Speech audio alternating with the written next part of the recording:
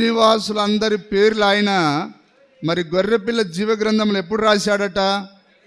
భూనివాసులు అందరూ అనగా జగదుత్పత్తి మొదలుకొని వధింపబడి ఉన్న గొర్రెపిల్ల యొక్క జీవ గ్రంథమందు ఎవరి పేరు రాయబడలేదో వారు ఆ మృగమునకు నమస్కారం చేయుదురు.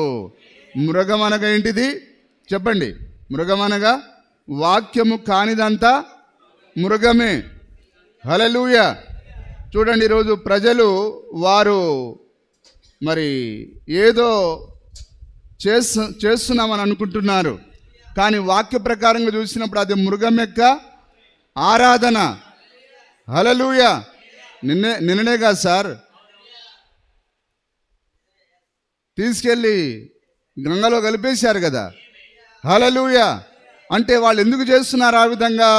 వారి యొక్క పేర్లు గొర్రెపిల్ల జీవ గ్రంథంలో లేదు కాబట్టి.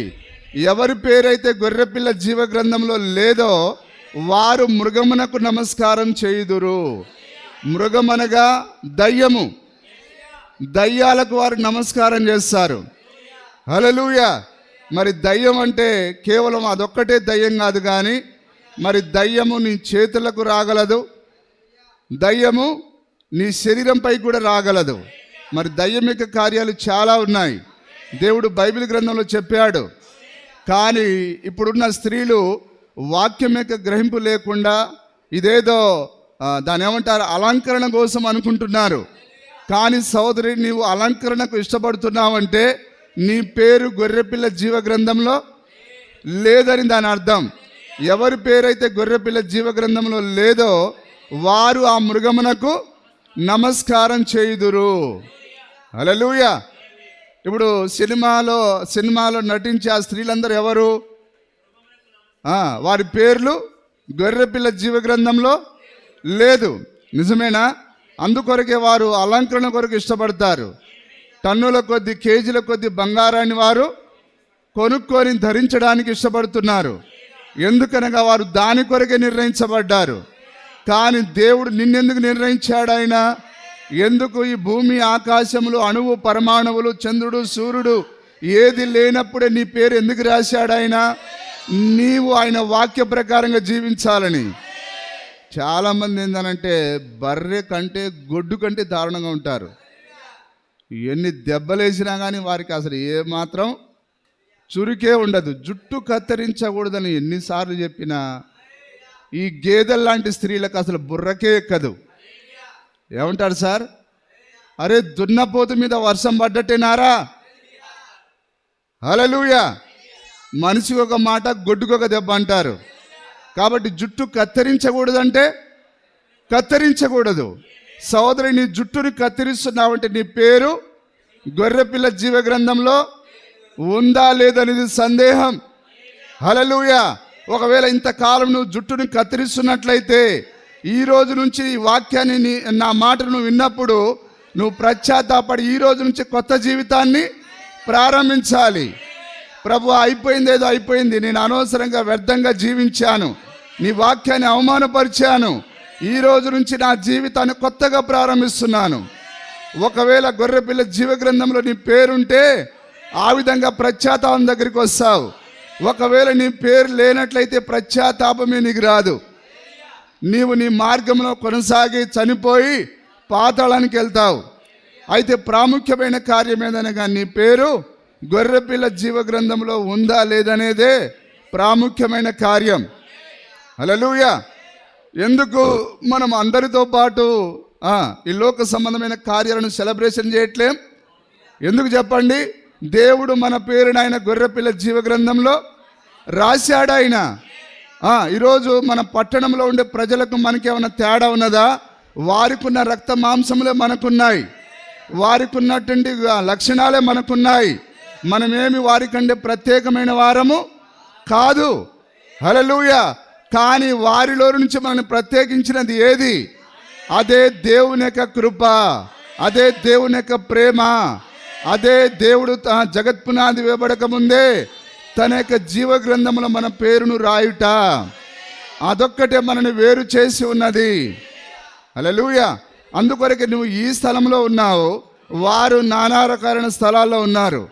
కానీ గొర్రెపిల్ల జీవ గ్రంథంలో దేవుడు నీ పేరు ముందుగా రాసినట్లయితే నీవు ఎక్కడుంటావు? వాక్యం ఎక్కడుంటుందో అక్కడే నువ్వు ఉంటావు. నేను ఎక్కడ ఉండును, నా సేవకుడును అక్కడ ఉండును అన్నాడు ఆయన. మనమందరం ఎవరు? ఆయన యొక్క సేవకులం. సేవకులనగా సేవించేవారు. సేవించడం అనగా ఆయన ఆరాధించుట, ఆయన స్తుతించుట, ఆయన వాక్యానికి లోబడుట. హల్లెలూయా. మరి దేవుడు ఏమన్నాడు? యేసుక్రీస్తును ఈయన నా సేవకుడు అన్నాడు. ఆయన సేవకుడు అనగా ఆయన వాక్యానికి లోబడేవాడు. ఇప్పుడు దేవుడే సేవకుడు అయినప్పుడు మనం ఎవరం? మనం కూడా సేవకులం, వాక్యానికి లోబడేవారం. కాబట్టి మనం యాజక సమూహంగా మనం ఉన్నాం. యాజకులు ఏం చేయాలి? వాక్యాన్ని నెరవేర్చాలి. హల్లెలూయా. మరి మోసే ద్వారా దేవుడు ఏదైతే ఆజ్ఞలు ఇచ్చాడో మొట్టమొదటిగా దాన్ని ఎవరు పాటించాలి? ఆ యాజకుడు పాటించాలి. నిజమైన యాజక సమూహం అంతా దానిని ఆచరించాలి. మరి మన ప్రధాన యాజకుడు ఎవరు? ప్రభు అయిన యేసుక్రీస్తు. మరి మనం ఎవరం? ఆయనను వెంబడించే యాజక సమూహమై ఉన్నాం. హల్లెలూయా. కాబట్టి ఇప్పుడు మనం సేవ చేసేదానికి మనం ఉన్నాం. ఆయన ఎక్కడైతే ఉంటాడో, దేవుడు ఎక్కడుంటాడు చెప్పండి? లోక సంబంధమైన కార్యాలు ఆయన ఉండడు. ఆయన ఎక్కడుంటాడు? వాక్యంలో ఉంటాడు ఆయన. హల్లెలూయా. కాబట్టి నేను ఎక్కడ ఉండును అక్కడ నా సేవకుడును ఉండును అన్నాడు ఆయన. కాబట్టి సోదరుడా, నీ పేరు గొర్రెపిల్ల జీవ గ్రంథంలో ముందుగానే రాయబడినట్లయితే, హల్లెలూయా, నీవు అక్షరాల వాక్యాన్ని చేస్తావు. నీకు వాక్యం చేయడానికి మనసు లేదంటే సోదరి, నీ పేరు గొర్రెపిల్ల జీవ గ్రంథంలో లేదని దానికి అర్థమై ఉన్నది. హల్లెలూయా. ఎంతమంది గ్రహిస్తున్నారు? నీ పేరు లేనట్లయితే నీకు నాలాంటి వాళ్ళు ఎంతమంది వచ్చి ప్రసంగాలు చేసినా నీవు మారనే మారవు. యేసు ప్రభుతో అసలైన ప్రసంగికుడితోనే ఉన్నాడు. ఎవరు? యూదా ఉన్నాడా? ఆ 70 మంది ఉన్నారా? కానీ వారు ఏమాత్రం మారలేదు. ఎందుకని? వారి పేరు గొర్రెపిల్ల జీవ గ్రంథంలో లేదు కాబట్టి. హల్లెలూయా. అందుకొరకే సొలొమోను రాశాడు, మూర్ఖుణ్ణి గోధుమలేసి దంచినా వాని మూడత వాన్ని విడిచిపోదని అన్నాడు ఆయన. హల్లెలూయా. కాబట్టి ఇవి గోధుమలైతే మరి అందులో కొందరు మూర్ఖులను తీసుకొచ్చి ఎంత దంచి ఏం ప్రయోజనం? వాని మూడత వాని వదులుతుందా? అది గోధుమ గింజగా మారాలంటే అది ముందుగా నిర్ణయించబడి ఉండాలి. ప్రవక్త చెప్పినట్లుగా, నేను ఒకప్పుడు పందిని, కానీ దేవుడు ఆ పంది స్వభావాన్ని తీసివేసి ఆయన నా లోపల గొర్రె స్వభావాన్ని పెట్టాడు. నేను ఒకప్పుడు పల్లేరు కాయను, కానీ ఆ పల్లేరు జీవాన్ని తీసేసి ఆయన గోధుమ గింజ యొక్క జీవాన్ని పెట్టాడు ఆయన. హల్లెలూయా. నిజమేనా? ఇలాంటి పల్లేరు కాయలు లోకంలో బోలెడు ఉన్నాయి. ఇలాంటి పందులు లోకంలో బోలెడు ఉన్నాయి. చూడ్డానికి ఆ పంది ఒకటే, కానీ మార్చిందల్లా ఒక స్వభావాన్ని మార్చాడు ఆయన. చూడ్డానికి రూపంలో ఒకేలాగా ఉంటాం, కానీ మన యొక్క ఆహారం వేరుగా ఉంటుంది. ఆహారం అనగా వాక్యం. నిజమేనా? మన యొక్క అలవాట్లు వేరుగా ఉంటాయి, మన పద్ధతులు వేరుగా ఉంటాయి. ఎందుకనగా దేవుడు ఆ యొక్క లోకంలో చెడ్డ కార్యాలు చేసి వాని యొక్క రూపం, నీ రూపం ఒకటే, కానీ వాని స్వభావాన్ని దేవుడు మార్చలేదు. నీ స్వభావాన్ని మార్చాడు ఆయన. నిజమైన ప్రవక్త చెప్పింది, ఆయన నన్ను ఆ యొక్క చెడ్డ స్వభావం నుంచి మంచి స్వభావం గలవానిగా మార్చాడు ఆయన. నిన్ను నన్ను మార్చినది మన విద్యయో మన జ్ఞానం కాదు, కానీ కేవలం ఆయన యొక్క కృప, కేవలం ఆయన యొక్క ప్రేమ, ఆయన యొక్క జాలి, ఆయన యొక్క కరుణ. హల్లెలూయా. అది మాత్రమే నిన్ను నన్ను మార్చి ఉన్నది. హల్లెలూయా. చూడండి, భూనివాసులందరూ అనగా జగదుత్పత్తి మొదలుకొని వధింపబడి ఉన్న గొర్రెపిల్ల జీవ గ్రంథమందు ఎవరి పేరు రాయబడలేదో వారు ఆ మృగమునకు నమస్కారం చేయుదురు. వింటున్నారు అందరు జాగ్రత్తగా? మరి ఎప్పుడైనా ఆలోచన చేసావా, నాలో ఎందుకు ఇవన్నీ లోక సంబంధమైన స్త్రీలు ఎలాంటి స్వభావాన్ని కలిగి ఉన్నారో నేను కూడా అవే కార్యాలను చేయాలనిపిస్తున్నది? అది నువ్వు ప్రశ్నించుకునే సమయం అది. హల్లెలూయా. నీవు దాన్ని విడిచిపెట్టవలసిన, నిన్ను నువ్వు పరీక్షించుకున్నప్పుడే వాటిని నువ్వు విడిచిపెట్టగలవు. ఒకవేళ లోకపు స్త్రీలకు నీకు తేడాను నీవు గమనించకపోతే, లోకపు స్త్రీలు నీవు ఒక్కటే. హల్లెలూయా. అందుకొరకే అబ్రహామును దేవుడు తన యొక్క పట్టణంలో నుంచి, తన ప్రాంతంలో నుంచి ఆయన బయటికి పిలిచి మరలా వారిలాగా ఉండమని కోరలేదు ఆయన. అబ్రహామును ప్రత్యేకంగా ఉండమన్నాడు ఆయన. కాబట్టి దేవుడు మనల్ని ఏం చేస్తున్నాడు? అవిశ్వాసంలో నుండి వేరుపరుస్తూ ఉన్నాడు. అవిశ్వాసంలో నుంచి మనల్ని వేరుపాటు చేస్తూ ఉన్నాడు ఆయన. ప్రత్యేకమైన ప్రజలుగా మనల్ని మారుస్తున్నాడు ఆయన. మరి మనం ప్రత్యేకమైన తరగతి ప్రజలకు ఎలాగ మారగలం? వాక్యాన్ని మనం స్వీకరించినప్పుడు. వాక్యమే నిన్ను పరిశుద్ధపరిచేది, వాక్యమే నిన్ను ప్రత్యేకమైన వానిగా మార్చేది, ప్రత్యేకమైన దానిగా మార్చేది. ఏ పాస్టర్ కానీ ఏ సంఘం కానీ నిన్ను మార్చలేదు. ఒకే ఒకటి నిన్ను ప్రత్యేకమైన వానిగా మార్చేది వాక్యమై ఉన్నది. హల్లెలూయా. చూడండి, ఆ యొక్క యోహాను ఎంత లోతుల నుంచి రాస్తున్నాడు ఆయన. వధింపబడి ఉన్న గొర్రెపిల్ల యొక్క జీవగ్రంథమందు ఎవరి పేరు రాయబడలేదో వారు ఆ మృగమునకు నమస్కారం చేయుదురు. చూశారా? నీ పట్టణాన్ని ఒకసారి చూడు. ఆ కిల్లాని ఎక్కి ఒకసారి పట్టణం అంతా గమనించు. ఆ యొక్క సొలొమోను ఎత్తైన ఆ పర్వతమునకి ఆయన ప్రపంచమంతటిని ఆయన చూశాడా లేదా? చూసి ఆయన ఏమన్నాడు? ఆయన వ్యర్థము వ్యర్థము వ్యర్థమని రాశాడు ఆయన. ఒకసారి నీవు కూడా చూడు. హల్లెలూయా. వీరెందుకు వ్యర్థంగా మృగానికి ఆరాధన చేస్తున్నారు? ఎందుకనగా వారి పేరు గొర్రెపిల్ల జీవగ్రంథంలో లేదు. వారు దాని కొరకే నిర్ణయించబడ్డారు. కానీ నీవు దేని కొరకు నిర్ణయించబడ్డావు? దేవుని ఆరాధించేదానికి, వాక్యానికి లోబడేదానికి. హల్లెలూయా. ఒకవేళ నీ పేరు గొర్రెపిల్ల జీవగ్రంథంలో లేకపోయినా నీవు దయ్యాలను ఎల్లగొట్టవచ్చు, అద్భుతాలను చేయవచ్చు, స్వస్థతలను చేయవచ్చు. నిజమేనా? నీవు 4 పాటలు పాడవచ్చు, నీ దగ్గర ఒక 100 మంది ఉండొచ్చు, 1,00,000 మంది ఉండొచ్చు. హల్లెలూయా. అయితే నువ్వు పాటలు పాడి సంఘాన్ని నడిపించినంత మాత్రాన నీ పేరు గొర్రెపిల్ల జీవగ్రంథంలో ఉన్నట్టుగా రుజువు కాదు. దానికి మచ్చుతునక ఎవరంటే మరి హైదరాబాద్ సతీష్ కుమారే. హల్లెలూయా. ఆయన దగ్గర ఒక్కటైన వాక్య ప్రకారమైన ఆరాధన ఉంటుందా? ఎక్కడైనా వాక్యం ఉంటుందా ఆయన దగ్గర? హల్లెలూయా. కానీ ఆయన కూడా ఇప్పుడు ఏం చేస్తున్నాడు? దేవుని సేవకుడుగా చలామణి అవుతున్నాడు. కానీ వాక్య వెలుగులో చూస్తే ఇప్పుడు దొంగను ఆ రోజు పట్టుకున్నది ఎవరు? చెప్పండి, ఉన్నారా? హల్లెలూయా. పిచ్చుక ముందు బ్రహ్మాస్త్రం ఇది కాదు కదా. హల్లెలూయా. ఆ రోజు దొంగను పట్టుకున్నది ఎవరు? వాక్యమే పట్టింది. ఏదైనా నీకు ఒక వస్తువు కనబడాలంటే కారు చీకటిలో మరి దాని దగ్గర ఏం కావాలి? వెలుగు కావాలి. వాక్యమే వెలుగై ఉన్నది. ఇప్పుడు దొంగ పాసలుగా చలామణి అవుతున్న ఈ దొంగలను పట్టుకునేది ఎవరు? వాక్యమే. హల్లెలూయా. గొర్రెపిల్ల జీవగ్రంథంలో పేరు లేకపోయినా సతీష్ కుమార్ పాస్టర్గా చలామణి అవుతున్నాడు. గొర్రెపిల్ల జీవగ్రంథంలో పేరు లేకపోయినా సోదరుడా నీవు కూడా విశ్వాసిగా చలామణి కావచ్చు. సోదరి నీవు కూడా విశ్వాసిగా చలామణి కావచ్చు. వింటున్నారా? జాగ్రత్తగా మన యొక్క భక్తిని ఎంతో భయంతో కొనసాగించాలి. వాళ్ళ నీళ్ళని తప్పుపట్టి నువ్వు భక్తిని కొనసాగించలేవు. హల్లెలూయా.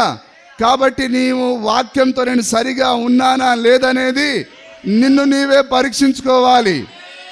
అందుకొరకే పేతురు ఏమన్నాడు? నీ పిలుపును, నువ్వు ఏర్పాటును నువ్వు నిశ్చేత కలిగి ఉండమన్నాడు ఆయన.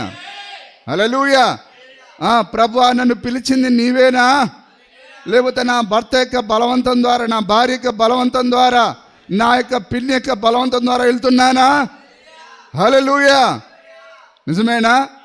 మరి అందుకొరకే పెళ్ళి అమ్మాయి అబ్బాయి ఇష్టం ఉంటేనే పెళ్లి చేయాలి. నిజమేనా? పాస్టర్ అడుగుతాడు, ఒకవేళ ఈ పెళ్లి జరగడానికి ఎవరికైనా ఇష్టం లేకపోతే ఇప్పుడే చెప్పాలి, లేకపోతే జీవితకాలం అంతా మౌనంగా ఉండాలి. హల్లెలూయా. అమ్మాయి, ఇదిగో ఈ ఫలానా ఈ వ్యక్తిని మరి ఆయన నిన్ను ప్రదానం చేసుకోవడం నీకు ఇష్టమేనా? అప్పుడు ఆమె ఇష్టమైతే ఇష్టమని చెప్పాలి. అబ్బాయిని ఏం అడుగుతారు? మరి నీవు ప్రదానం చేసుకోవడానికి వచ్చావు, మరి ఈ అమ్మాయిని నువ్వు ప్రదానం చేసుకోవడానికి నీకు ఇష్టమేనా? హల్లెలూయా. ఇప్పుడు నిర్ణయం ఎవరు తీసుకోవాలి? పెళ్లి కుమారుడు నిర్ణయం తీసుకోవాలి. పెళ్లి కుమార్తె నిర్ణయం తీసుకోవాలి. కాబట్టి ఇప్పుడు ఆయన తన వధువును ఆయన తన బిడ్డలను ఆయన ఎప్పుడు జగత్ పునాది వేయబడక ముందే ప్రదానం చేసుకున్నాడు ఆయన. హల్లెలూయా. అయితే ఆయన ప్రదానం చేసుకున్న ఆ యొక్క వధువులో నీవేనా కాదనేది ఇప్పుడు అది తేలాలి. ఇప్పుడు అసలు ఆయన నిన్ను ప్రదానం చేసుకున్నట్లయితే మరి ఆయన ప్రదానం చేసుకున్న యొక్క ప్రియురాలు ఎట్లుండాలి?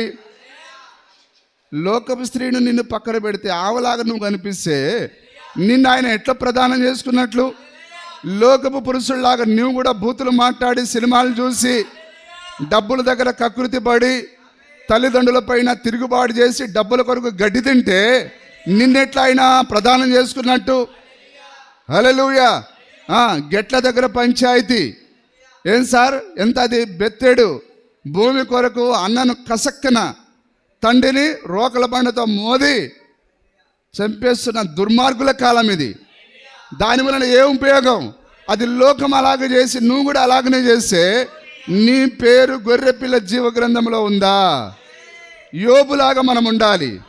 నేను నా తల్లి గర్భంలో దిగంబరిగా పుట్టాను, నేను పోయేటప్పుడు దిగంబరిగా వెళ్తాను. హల్లెలూయా. వాడు అంతగా పట్టుబడితే ఈ బెత్తడి స్థలం నాదంటే తీసుకోపోరా, పోయేటప్పుడు ఆయన ఎత్తుకొని పోతావు, నువ్వు వదిలిపెట్టాలా? ఏ వర్తమానం సార్, ఈ వర్తమానం సార్, నీ బాధలే. ఆ గెట్టు భూమి దగ్గర వాడు విడిచిపెట్టట్లేదు. నీ తొక్కి నారదీస్తాడు ఆయన, పరీక్ష పెడతాడు ఆయన. ఒకవేళ భయపడితే అట్లేక భయపెట్టిస్తాడు ఆయన. హల్లెలూయా. కానీ యోబుకు ఒక బయలుబాటు ఉన్నది. నేను పుట్టేటప్పుడు నా భార్యను నేను పట్టుకొని రాలే, నా కుమారులను పట్టుకొని రాలే, నా కుమార్తెలను పట్టుకొని రాలే, 500 ఆడగాడిదలను మగగాడిదలను ఒంటెలను ఎద్దులను ఏది నేను పట్టుకొని రాలే. నేను భూమిపైకి వచ్చిన తర్వాత దేవుని యొక్క దయ ఇవన్నీ నాకు సమకూర్చి ఉన్నది. అదంతా ఏ విధంగా వచ్చింది యోబుకి? దేవుని యొక్క దయ వలన వచ్చింది. హల్లెలూయా. కాబట్టి ఎవరైతే దయదలచి యోబుకి ఇచ్చారో ఆయనే తీసేసుకున్నాడు. ఇప్పుడు యోబుకి వచ్చిన నష్టం ఏంటిది? యెహోవా ఇచ్చాను, యెహోవా తీసుకొని పోయాను ఆయన నామమునకే. హల్లెలూయా. జ్వరం వస్తే దేవుడు ఏం చేశాడని, దగ్గు వస్తే దేవుడు ఏం చేశాడు, నీరసంగా ఉంటే అసలు నీ బతికేంటిది నీకు అర్థమైందా? అసలు నువ్వెవరో నీకు అర్థమైందా? హల్లెలూయా.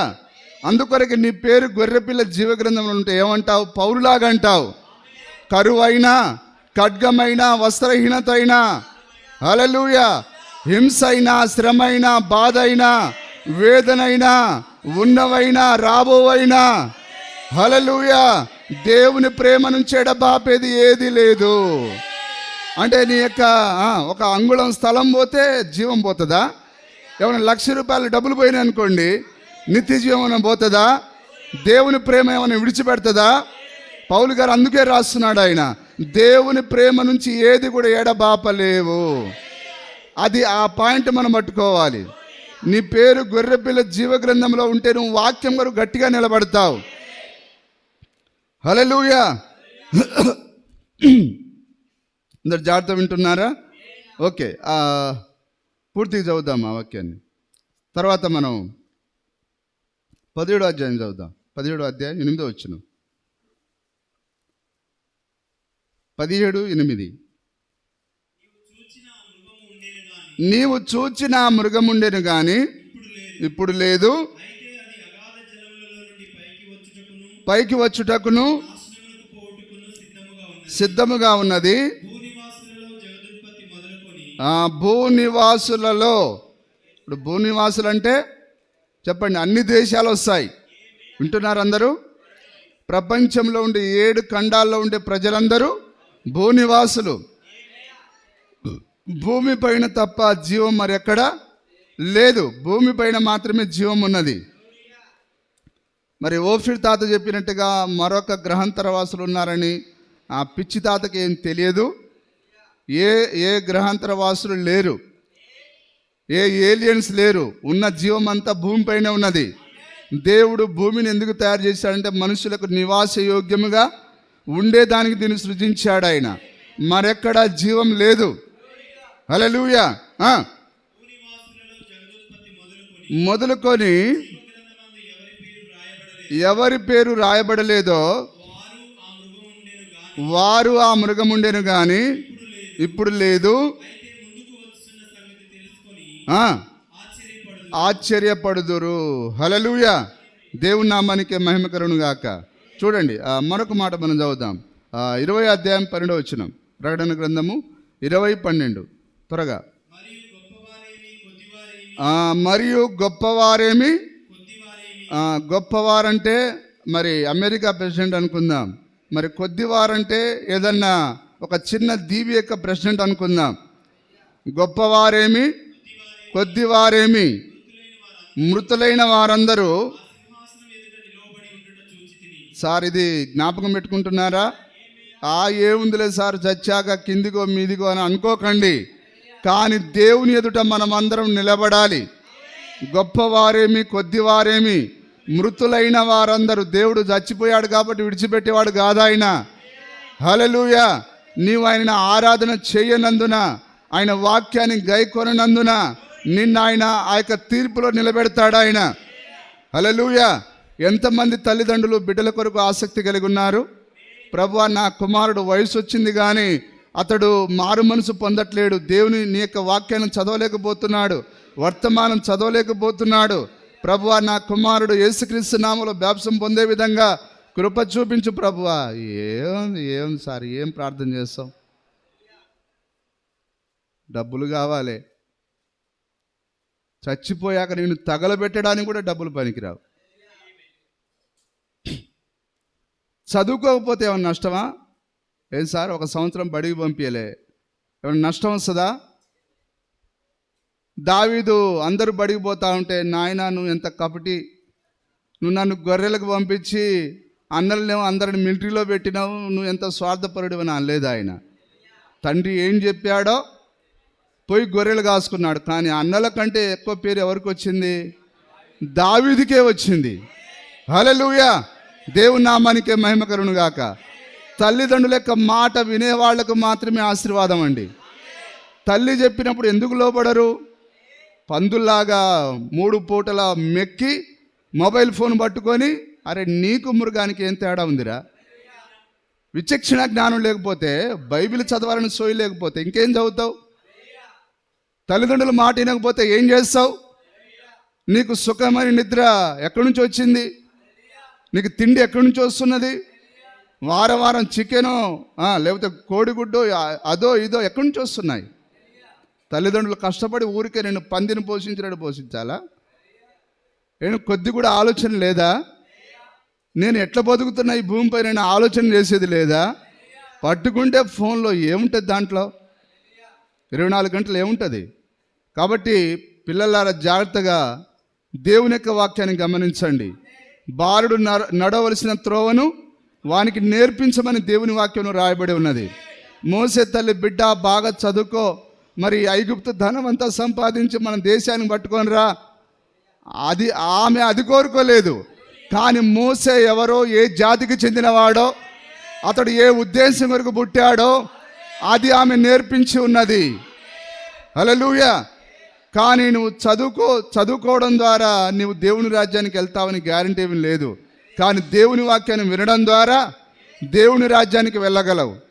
నీ కుమారుని కొరకు ప్రార్థన చేయడం ద్వారా నీవు భూమిపైన ఉన్నా లేకున్నా నువ్వు చేసిన ప్రార్థన ఏదో ఒక రోజు నీ కుమారుని పట్టుకుంటుంది, ఏదో ఒక రోజు నీ కుమార్తెను పట్టుకుంటుంది. హల్లెలూయా. కాబట్టి పిల్లలకు చెప్పండి, చెబుతా ఉండండి. ఈరోజు వినలేదు, రేపు చెప్పండి, రేపు వినలేదు, ఎల్లుండి చెప్పండి. ఆ విధంగా మనం చెబుతూనే ఉండాలి జీవితకాలం అంతా. దేవుని నామానికి మహిమ కలుగును గాక. సరే, ఎక్కడ మనం ఆగాం? గొప్పవారేమి, కొద్దివారేమి, 17 అధ్యాయం 8 వచ్చినాం. అదేనా? 20:12. సారీ. కొద్దివారేమి చూచి తిని. ఇప్పుడు ఉన్న పెద్దోళ్ళ దగ్గరికి పోయి, సార్ మీరు రావాలి మా సింహాసనం దగ్గరికి, మేమే తీర్పు తీర్చేదంటే ఒక్కడనే లెక్క చేస్తారా? కానీ ఈ లోక రాజ్యాలన్నీ ఎవరి రాజ్యం కాబోతున్నది? ప్రభువు యేసుక్రీస్తు యొక్క స్వాధీనంలోకి రాబోతున్నాయి. అప్పుడు వీళ్ళందరూ ఇప్పుడు అందరూ ముఖ్యమంత్రులు, ప్రధానమంత్రులు రేపు దేనికి పనికిరారు. నిజమేనా? కారు పైన మాజీ గ్రామ సర్పంచ్, మాజీ వార్డు మెంబర్. అయితే ఏందిరా, అమెరికా దేశంలో ప్రెసిడెంట్ కూడా కూలి పని చేస్తాడు. మనకు 2 డివైసులు ఉన్నాయి, ఒకటి వాక్యము, రెండోది వర్తమానము. నిజమేనా? చంద్రబాబు తెలివైన వాడా? ఇప్పుడు చూసే డాక్టర్లు అందరూ ఏమనుకుంటున్నారు, బా సల్యూట్ సార్, మీ ఆలోచనే ఆలోచన. కానీ ఎంతకాలం ఆ రింగులు ధరించినా ఒకరోజు అది ముసలిదైపోయి ఎముకలని వంగిపోయి బిడ్డ మంచాన పడి చావలసిందే. కానీ నా యందు విశ్వాసం ఉంచువాడు మరణంలో నుండి. ఏమో సార్, మీరు అంత గట్టిగా అరిచి చెప్పినా మాకు నమ్మకం లేదు, మాకు నమ్మకం లేదు దొర. నమ్మకం ఉందా? నా యందు విశ్వాసం ఉంచువాడు మరణంలో నుండి. హల్లెలూయా. కాబట్టి చూడండి, మనం ఎలాంటి గొప్పవారమో చూడండి, దేవుడు మనల్ని ఎందుకు ఎన్నుకున్నాడో చూడండి. హల్లెలూయా. జగన్ని చూడండి, ఎప్పటికీ ఆయన 25 సంవత్సరాల లాగానే కనిపిస్తాడు. ఆయన డైట్ ఫాలో అవుతాడు. ఆయన రోజు ఆటలాడుతాడు, షటిల్ ఆడుతాడు, ఉరుకుతాడు అటు ఇటు, బాడీని చక్కగా కాపాడుకోవడానికి. కానీ ఒకరోజు పోవాల్సిందే గుంటకి. ఏదో ఒకరోజు ఆ బాడీ నశించిపోయేదే. ఏం పాట అది?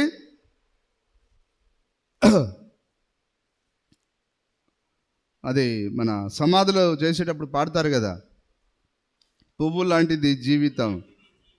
నిజమేనా? హల్లెలూయా. పట్టు వస్త్రాలు నువ్వు తొడిగినా కానీ, పాలరాతి పైన నువ్వు నడిచినా కానీ, నిజమేనా?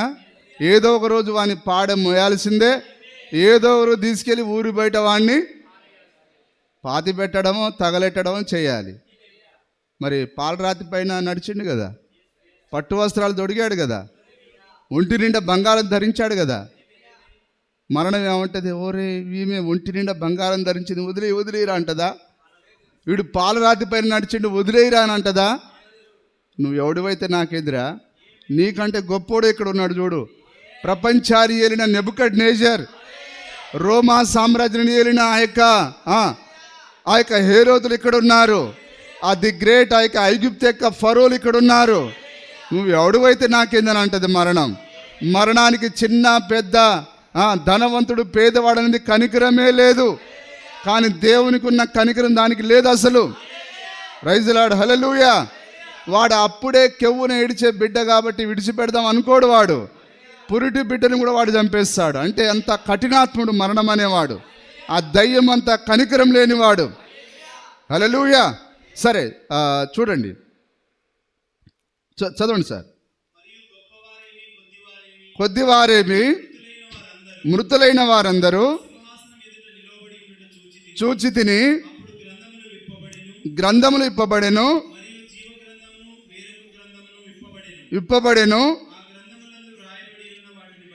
రాయబడి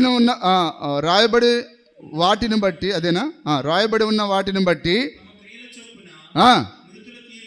మృతులు తీర్పు పొందిరి. హల్లెలూయా. దేవుని నామానికి మహిమ కలుగును గాక. 15వ వచనం చదవండి. 15వ వచనం.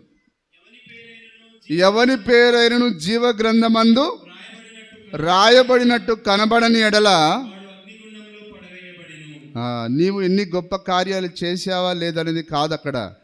నీ పేరు జీవగ్రంథమందు లేనట్లయితే నేనేం చేస్తారు చెప్పండి? అగ్నిగుండంలో కాళ్ళు చేతులు కట్టి అగ్నిగుండంలో వేస్తారు. కాబట్టి దేవుడు మన పేరు ఎప్పుడు రాశాడు? ఆయన జగత్ పునాది వేయబడక ముందే రాశాడు ఆయన. హల్లెలూయా. సరే, 21వ అధ్యాయం 27వ వచనం చూడండి. 21, 27. మరి గొర్రెపిల్ల జీవగ్రంథంలోనే మరొకటి ఉన్నది. గొర్రెపిల్ల జీవగ్రంథము, ఇంకోటి జీవగ్రంథము. వింటున్నారండి అందరూ? యూదా పేరు ఎక్కడున్నది? జీవగ్రంథంలో ఉన్నది. ఇది పెన్సిల్తో రాయబడి ఉన్నది. నిజమేనా? ఒకవేళ వాక్యం కొరకు సరిగా జీవించకపోతే దేవుడు ఏం చేస్తాడు? ఆ పేరును ఆయన తుడిచేస్తాడు ఆయన. కానీ ఇది దేనితో రాయబడింది? ఇది సిరాతో రాయబడలే, పెన్సిల్తో రాయబడలే. ఇది మన ప్రభు అయిన యేసుక్రీస్తు యొక్క రక్తంతో రాయబడింది. కాబట్టి గొర్రెపిల్ల జీవ గ్రంథంలో నుంచి ఒకవేళ నీ పేరు రాయబడితే దాన్ని ఏ దయ్యం కూడా తుడిపివేయలేదు. ఆ తుడి చేసే రబ్బరును దయ్యము తయారు చేయదు. హల్లెలూయా. అయితే దేవుడు మన పేరు జీవ గ్రంథంలో కాదు కానీ ఆయన గొర్రెపిల్ల జీవ గ్రంథంలో రాశాడు. ఆయన గొర్రెపిల్ల జీవ గ్రంథం అంటే ఏదో కాదు, వాక్యమే గొర్రెపిల్ల జీవ గ్రంథమై ఉన్నది. నువ్వు వాక్య ప్రకారంగా జీవించడమే నీ పేరు గొర్రెపిల్ల జీవ గ్రంథంలో ఉన్నట్టుగా రుజువై ఉన్నది. హల్లెలూయా. ఇప్పుడు యూదా తన స్థానాన్ని నిలబెట్టుకోలేకపోయాడు. కారణం ఏదనగా అతని పేరు గొర్రెపిల్ల జీవ గ్రంథంలో లేదు కాబట్టి అతడు తన స్థానాన్ని నిలబెట్టుకోలేకపోయాడు. ఈరోజు చాలామంది అంతే, వాక్యంలోకి పిలువబడ్డారు కానీ ఆ స్థానాన్ని కాపాడుకోలేకపోతున్నారు. కారణం ఏదనగా మీ పేరు లేనట్లయితే మీరు దాన్ని కాపాడుకోలేరు. హల్లెలూయా.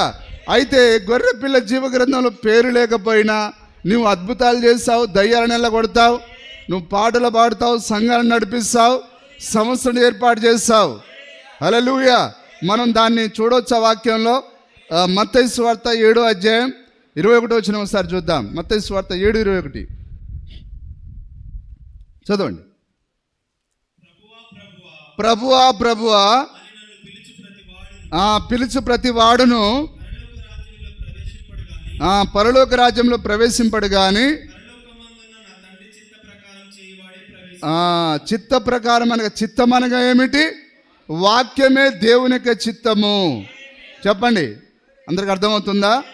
వాక్యమే, నీ చేతిలో ఉన్న బైబిల్ గ్రంథమే దేవుని యొక్క చిత్తమై ఉన్నది. ప్రభువా ప్రభు అని పిలిచేవాడు చర్చి కనిపించగానే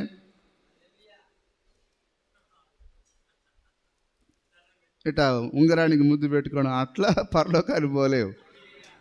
నిజమేనా? హల్లెలూయా. ఇప్పుడు అర్థమవుతుందా? తండ్రి చిత్తం ఏంటిది? మన చేతిలో ఉన్న వాక్యము, మన చేతిలో ఉన్న బైబిల్ గ్రంథము. ఇప్పుడు దాన్ని చేయడానికే దేవుడు, నువ్వు తప్పిపోతావు, మానవుడు బలహీనుడు కాబట్టి నువ్వు తప్పిపోకుండా ఉండేదానికి నీ పేరుని ఆయన ఎక్కడ రాశాడు? ఆయన ఇదే గట్టిగా వేయబడిన విమోచన గ్రంథం, గట్టిగా వేయబడిన ఇది హక్కు పత్రం, ఇదే టైటిల్ డీడ్, ఇది ఆయన చేతిలో ఉన్నది. ఆయన చేతిలో నుంచి దాన్ని ఎవరు దొంగలించలేరు. హల్లెలూయా. నా గొర్రెలు నా స్వరమినును, ఆయన చేతిలో ఉన్న పుస్తకం అదే. హల్లెలూయా. కానీ ఇక్కడ వీళ్ళేమంటున్నారు? ప్రభువా ప్రభువా ప్రతి వాడును ప్రవేశింపడు కానీ. అందరూ అర్థం చేసుకుంటున్నారా? ప్రవేశించును. ఆ దినమందు అనేకులు. ఏ దినమందు? మనం చదివామా 20వ అధ్యాయంలో? ఆ గొప్పవారేమి కొద్దివారేమి ఆయన యొక్క సింహాసనం ఎదుట తీర్పు కొరకు నిలబడుతున్నారు. ఆ దినమందు, ఆ తీర్పు దినమందు. హల్లెలూయా. 1,00,000 మంది కాదు, 5 లక్షల మంది ఉన్న సతీష్ అన్న, అన్నలకి అన్న సతీష్ అన్న ఆ రోజు అక్కడ నిలబడి వీళ్ళందరినీ వాడే తిడతాడు. వాక్యాన్ని విడిచిపెట్టిన ఆ మాయ మాటలు ఎవడు నమ్మమన్నాడురా? వాడే ఎదురుదాడి చేస్తాడు. హల్లెలూయా. చూచి ప్రభువా ప్రభువా ప్రవచింపలేదా? నీ పేరు గొర్రెపిల్ల జీవ గ్రంథంలో లేకపోయినా, ఆ కయప్ప పేరు గొర్రెపిల్ల జీవ గ్రంథంలో లేకపోయినా ప్రవచించాడా లేదా? చెప్పండి, ఎప్పుడు ప్రవచించాడు సార్? బైబిల్ గ్రంథం చదివితే కదా. చదివితే ప్రవచించాడా లేదా నీకు అర్థమవుతుంది. హల్లెలూయా. అతడు వారి యొక్క సొంత దేవుడైన కయప్ప యొక్క సొంత దేవుడు ఎవరు? ప్రభు అయిన యేసుక్రీస్తు. ఆ యేసుక్రీస్తును కయప్ప ఏమన్నాడు? ఇతడు బయలుజేబు దయ్యాల అధిపతి అన్నాడు. కానీ ఆ విధంగా దేవుని వ్యతిరేకిస్తూ కూడా ఆయన ప్రవచించాడు. ఆయన హల్లెలూయా. అయితే ఇప్పుడు ప్రవచించాడు కాబట్టి కయప్ప రక్షింపబడ్డాడా? అతడి పేరు గొర్రెపిల్ల జీవ గ్రంథంలో లేకపోయినా ప్రవచించి ఉన్నాడు. అలాగనే వీళ్ళు కూడా ఇప్పుడు ఏం చేస్తున్నారు? గొర్రెపిల్ల జీవగ్రంథంలో లేకపోయినా ప్రవచించారు. వాళ్ళు ఏం చెప్పారు? అక్షరాల అదే జరిగి ఉన్నది. జరగట్లేదా? డినామినేషన్లలో వారు చెప్పేది జరుగుతూ ఉన్నదా లేదా? జరుగుతుంది అక్షరాల. హల్లెలూయా. ప్రవచింపలేదా? నీ నామమును దయ్యమును వెళ్ళగొట్టలేదా? ఇప్పుడు వీళ్ళంతా ఎవరు? ఆయన గొర్రెపిల్ల జీవగ్రంథంలో పేరు లేకపోయినా కానీ అద్భుతాలు చేశారు, ప్రవచించారు. హల్లెలూయా. చేయలేదా? చెప్పుదురు, నేను మిమ్మల్ని ఎన్నడూను ఎరుగను. ఎరుగుట అనగా జగత్పునాది వేయబడక ముందే గొర్రెపిల్ల జీవగ్రంథంలో మీ పేరు నేను రాయలేదు. ఆయన ఎవరెవరి పేర్లు రాశాడో ఆయనకు బాగా గుర్తు. ఆయన మన వంటి మతి మార్పు గలవాడు కాడు ఆయన. హల్లెలూయా. ఆయన ఎవరి పేర్లు రాశాడో ఆయనకు తెలుసు. అందుకొరకు ఆయన నేరుగా ఆ యొక్క సమరయ బావి దగ్గరికి వెళ్ళాడు. ఆయన ఆ యాకో బావి దగ్గరికి వెళ్ళాడు. ఆయన ఎందుకు? ఆ పేరు సమరయ స్త్రీ యొక్క పేరు ఆయనకు తెలుసు కాబట్టి ఆమెను విమోచించాడు. ఆయన నేరుగా ఆయన జక్కేకి ఇంటికి పోయి ఎరికో మార్గానికి వెళ్ళాడు. ఆయన ఎందుకనగా జక్కే పేరు రాసిన ఆయనే. జక్కే లాంటి వాళ్ళు బోర్డు మంది ఉన్నారు ఎరికోలో. వారందరిని ఎందుకు విమోచించలేదు ఆయన? ఎందుకనగా ఆ పేరును రాసిన వాడు ఆయనే. కానీ ఇప్పుడు ఈ గుంపుతో కూడా అదే అంటున్నాడు ఆయన. నేను జక్కైని ఎరిగాను, సమరస్త్రీని ఎరిగాను, ఆ యొక్క వీధిలో చంపబడ్డానికి వచ్చిన ఆ పాపాత్మైన స్త్రీ పేరు నేను ఎరిగాను. హల్లెలూయా. ఆ సీమోన్ ఇంటిలో నా పాదాలు గడిగిన ఆ పాపాత్మైన స్త్రీ పేరు ఎరిగాను, కానీ మీరెవరో నాకు తెలియదు అంటున్నాడు ఆయన. నాయనా, నీ నామాన్ని ఎంత హెచ్చించాం. స్తోత్రం, స్తోత్రం, స్తోత్రం ప్రభువా. యేసయ్యా, మా గ్రామాన్ని దీవించు, మా మండలాన్ని దీవించు ప్రార్థన చేసినావు నాయన. ఒక్కసారి జ్ఞాపకం పెట్టుకో. ఒక ఆయన ఎట్లా ప్రార్థన చేశాడంటే ప్రకాష్ రాజ్ లాగా, ప్రభువా మా గ్రామానికి కరెంటునిచ్చావు, మాకు ఒక సర్పంచ్నిచ్చావు, మా వీధి లైట్ వెలిగించడానికి లైన్ మ్యాన్ ఇచ్చావు. ప్రభువా నీకు స్తోత్రములు. ఇట్లాంటి వాళ్ళు తమాషగాళ్ళందరూ క్రైస్తవుల నుంచి వచ్చారు. నీకు సినిమా చూసే మజా రాదు సార్. థ్రిల్లు ఉండాలంటే ఇగో వీళ్ళదే వినాల. పడి నవ్వాలంటే సినిమా వాళ్ళది పని అయిపోయింది. ఇప్పుడు దాన్ని ఎవ్వరు చూడట్లేరు. ఇప్పుడు అంతా దేని మీద పడ్డారు ఇప్పుడు?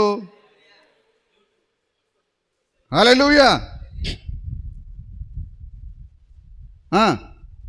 ఇప్పుడు వాళ్ళు ఏమంటున్నారు? చేయలేదా? చెప్పుదురు. హల్లెలూయా. నిజమేనా? నువ్వు అన్ని కార్యాలు చేశావు కాబట్టి నీ పేరు గొర్రెపిల్ల జీవగ్రంథంలో ఉన్నట్టుగా రుజువు కానే కాదు. హల్లెలూయా. కానీ నీ పేరు గొర్రెపిల్ల జీవగ్రంథంలో ఉంటే నీవు ఆ గడియ వర్తమానం దగ్గరికి వస్తావు. దేవుడు ఈ గడియకు ఒక వర్తమానం ఇచ్చాడు ఆయన. హల్లెలూయా. దేవుని నామానికి స్తుతి మహిమ కలుగును గాక. చూసారా వీళ్ళేమంటున్నారు? అప్పుడు ఆయన ఏమంటున్నాడు? ఆయన వీళ్ళేమంటున్నారు? ఆయన ఏమంటున్నాడు? ఎరుగను, అక్రమం చేయవారలారా. చూడండి, గొర్రెపిల్ల జీవగ్రంథంలో నీ పేరు లేకపోతే అక్రమమే చేస్తావు. వాక్యం కొరకు జీవించడానికి అస్సలే ఇష్టపడవు. చూడండి, డినామినేషన్లో వాళ్ళ బోధన చూడండి. స్త్రీలు ప్రసంగం చేయకూడదనంటే బైబిల్లో రాయబడి ఉన్నది. కానీ వారు ఎందుకు లోబడరు? చెప్పండి. వారి పేరు గొర్రెపిల్ల జీవగ్రంథంలో లేదు. హల్లెలూయా. చెప్పండి, గొర్రెపిల్ల జీవగ్రంథం అంటే ఏదో కాదండి. ప్రతి వాక్యము గొర్రెపిల్ల జీవగ్రంథం. చూసారా? నీ ప్రతి వాక్యం పైన నీ పేరు రాయాలైనా, ప్రతి వాక్యం పైన నీ పేరు రాయాలైనా. కన్యక గర్భవతి అయిన దగ్గర ఎవరి పేరు చూశాడు దేవుడు? అందులో చాలామంది కన్యకలు ఉన్నారు, కానీ అందరి కన్యకల కొరకు కాదు అది. అది మరియ అనే కన్యక. హల్లెలూయా. నిజమేనా? అరణ్యంలో కేక వేయకని శబ్దము, అది అందరూ కాదు అరణ్యంలో కేకలు వేసేది. అది ఆయన ఎవరిని చూశాడు? ఆయన యోహాను మాత్రమే చూశాడు ఆయన. అందుకొరకే ఆ వాక్యము యోహాను గురించి కాబట్టి యోహాను ఒక్కడే కేక వేశాడు. ఆ యొక్క వాక్యము మరియ గురించి కాబట్టి మరియ మాత్రమే పరిశుద్ధాత్మ ద్వారా గర్భమును ధరించినది. అందుకొరకే అపోస్తల కార్యం 2:38 దానిపైన ఎవరి పేరు రాశాడు ఆయన? కేవలం 3,000 మంది పేరే కాదు, హల్లెలూయా, పరలోకానికి వచ్చే వారి ప్రతి ఒక్కరి పేరు దానిపైన రాశాడు ఆయన. అదేవిధంగా కొరింథీ పత్రిక 14:34 వారి పేరు లేదు కాబట్టి వారు ప్రసంగం చేయడానికే ముందుకెళ్తున్నారు. చూసారా? చూడండి సహోదరులారా, మీకు విద్య లేకపోయినా ఆ జాన్ వెస్లీ భార్యలాగా, రాజమండ్రి జాన్ వెస్లీ భార్యలాగా మాయ మాటలు చెప్పే మీకు ఉపాయం లేకపోయినా, ఓర్పు లేకపోయినా, ఆ పాటలు పాడే చక్కటి కోకిల వంటి స్వరం లేకపోయినా, దేవుడు మీ పేరు గొర్రెపిల్ల జీవ గ్రంథంలో రాశాడు ఆయన. దాన్ని బట్టి అయినా సంతోషపడండి అమ్మా. ఆ మాడు ముఖం తగలబెట్టండి, సంతోషంతో ఉండండి. హల్లెలూయా. ఒకరోజు నిన్ననే చూసినాం టీవీలో, ఆ రోస్టర్ అని ఆయన కొత్తగా బయలుదేరిండు. ఒక్కొక్కడిని బాగా రోస్ట్ చేస్తున్నాడు ఆయన. సరే, ఆమె అంటున్నది కొద్దిగా ధరిస్తే పర్వాలేదంటుంది. చూడండి, వగల మారి దయ్యం అది. కొద్దిగా ధరిస్తే పర్వాలేదట. బైబిల్ అట్లుందా? అట్లా ఉందా అండి? మరి ఆయన యంగ్ హోలీ టీమ్ లీడర్, వ్యవస్థాపకుడు. ఇప్పుడు ఎవరైనా ఆయనని నన్ను పక్కన పెట్టి, ఇప్పుడు నా దగ్గరికి ఎక్కువ మంది వస్తారు, వాడి దగ్గరికి వస్తారు, వాడి దగ్గరికి ఎక్కువ మంది వస్తారు. నా మాట వింటారు ఎవరన్నా?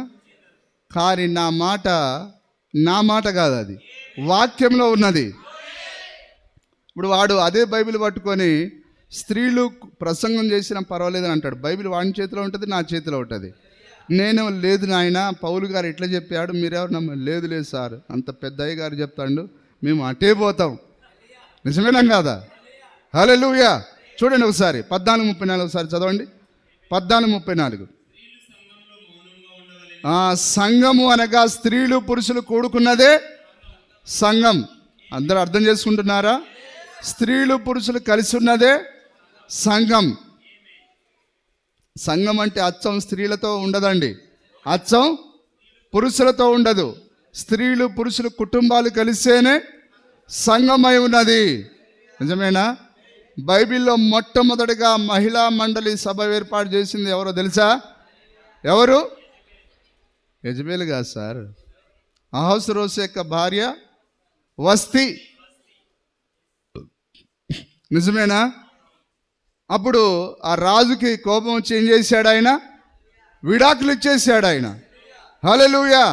ఆ వస్తి దగ్గర నుంచి వచ్చిందే ఈ స్త్రీల కూటాలు. ఈ స్త్రీల కూటాలు ఏర్పాటు చేసే ఈ స్త్రీలందరూ ఎవరు? ఆ వస్తి లాంటి వారు. ఆ వస్తిలో ఉన్న అదే ఆత్మ వీరిలో పనిచేస్తూ ఉన్నది. నమ్ముతారా మీరు? దేవుడు ఏమన్నాడు? ప్రవక్త ఏమన్నాడు?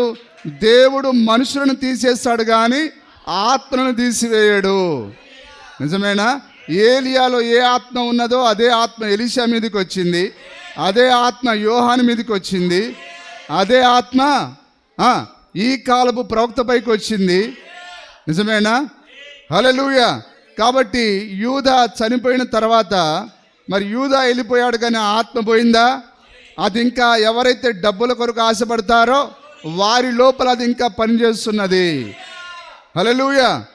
యేసుక్రీస్తు ఎప్పుడైతే జీవకుమారుడిగా జన్మించాడో వాడు నాశన పుత్రుడిగా జన్మించాడు. యేసుక్రీస్తు ఎప్పుడు చనిపోయాడో వాడు కూడా చనిపోయాడు. యేసుక్రీస్తు పరిశుద్ధాత్మగా వస్తే వాడేమో క్రీస్తు విరోధి ఆత్మగా వచ్చాడు. నిజమేనా? రెండు ఆత్మలు పనిచేస్తున్నాయి, పక్క పక్కనే ఉన్నాయి. ఏదైనా తోటలో ఎట్లయితే జీవవృక్షం మరణ వృక్షం ఉన్నదో అలాగనే ఇక్కడ కూడా ఉన్నాయి. హల్లెలూయా. చూడండి, అదే వస్తిలో ఉన్న ఆత్మ స్త్రీల కూటాలు ఏర్పాటు చేసేది అదే వస్తిలో ఉన్న ఆత్మే ఉన్నది. నిజమేనా? మౌనంగా ఉండవలను, లోబడి ఉండవలసినదే కానీ మాట్లాడటకు సంఘములో మాట్లాడడానికి ఆమెకు సెలవు లేదు. అలాగా ఎవరు సెలవు ఇవ్వలేదు? దేవుడే సెలవు ఇవ్వలేదు. నిజమేనా? చెప్పుచున్నది. ధర్మశాస్త్రంలో ఎవరున్నారు? యాజకులు ఉన్నారు కానీ యాజకురాండ్రు లేరు. ప్రవక్తలు ఉన్నారు కానీ ప్రవక్తినులు లేరు. నిజమేనా? ఎడల తమ తమ భర్తలను అడగవలెను. సంఘములో స్త్రీ మాట్లాడుట అవమానము. ఇప్పుడు ఈ ప్రసంగాలు చేసే స్త్రీలందరూ ఎవరిని అవమానపరుస్తున్నారు? వారు పెళ్లి ప్రమాణంతో పెళ్లి చేసుకున్న భర్తలను అవమానపరుస్తున్నారు. మరి భర్తను అహస్రోజు రాజును అవమానపరిచిన వస్తికి ఏం చేశాడు ఆయన? విడాకులు ఇచ్చాడు ఆయన. ఇప్పుడు ఉన్న ఈ పాస్టర్లు ఎవరి భార్యలు అయితే ప్రసంగాలు చేస్తున్నారో వారందరికీ ఇప్పుడు ఏం చేయాలి? భర్తలు విడాకులు ఇవ్వాలి. కానీ ఆ అన్య రాజుకున్న ఇజ్జత్ లేదేమి సార్?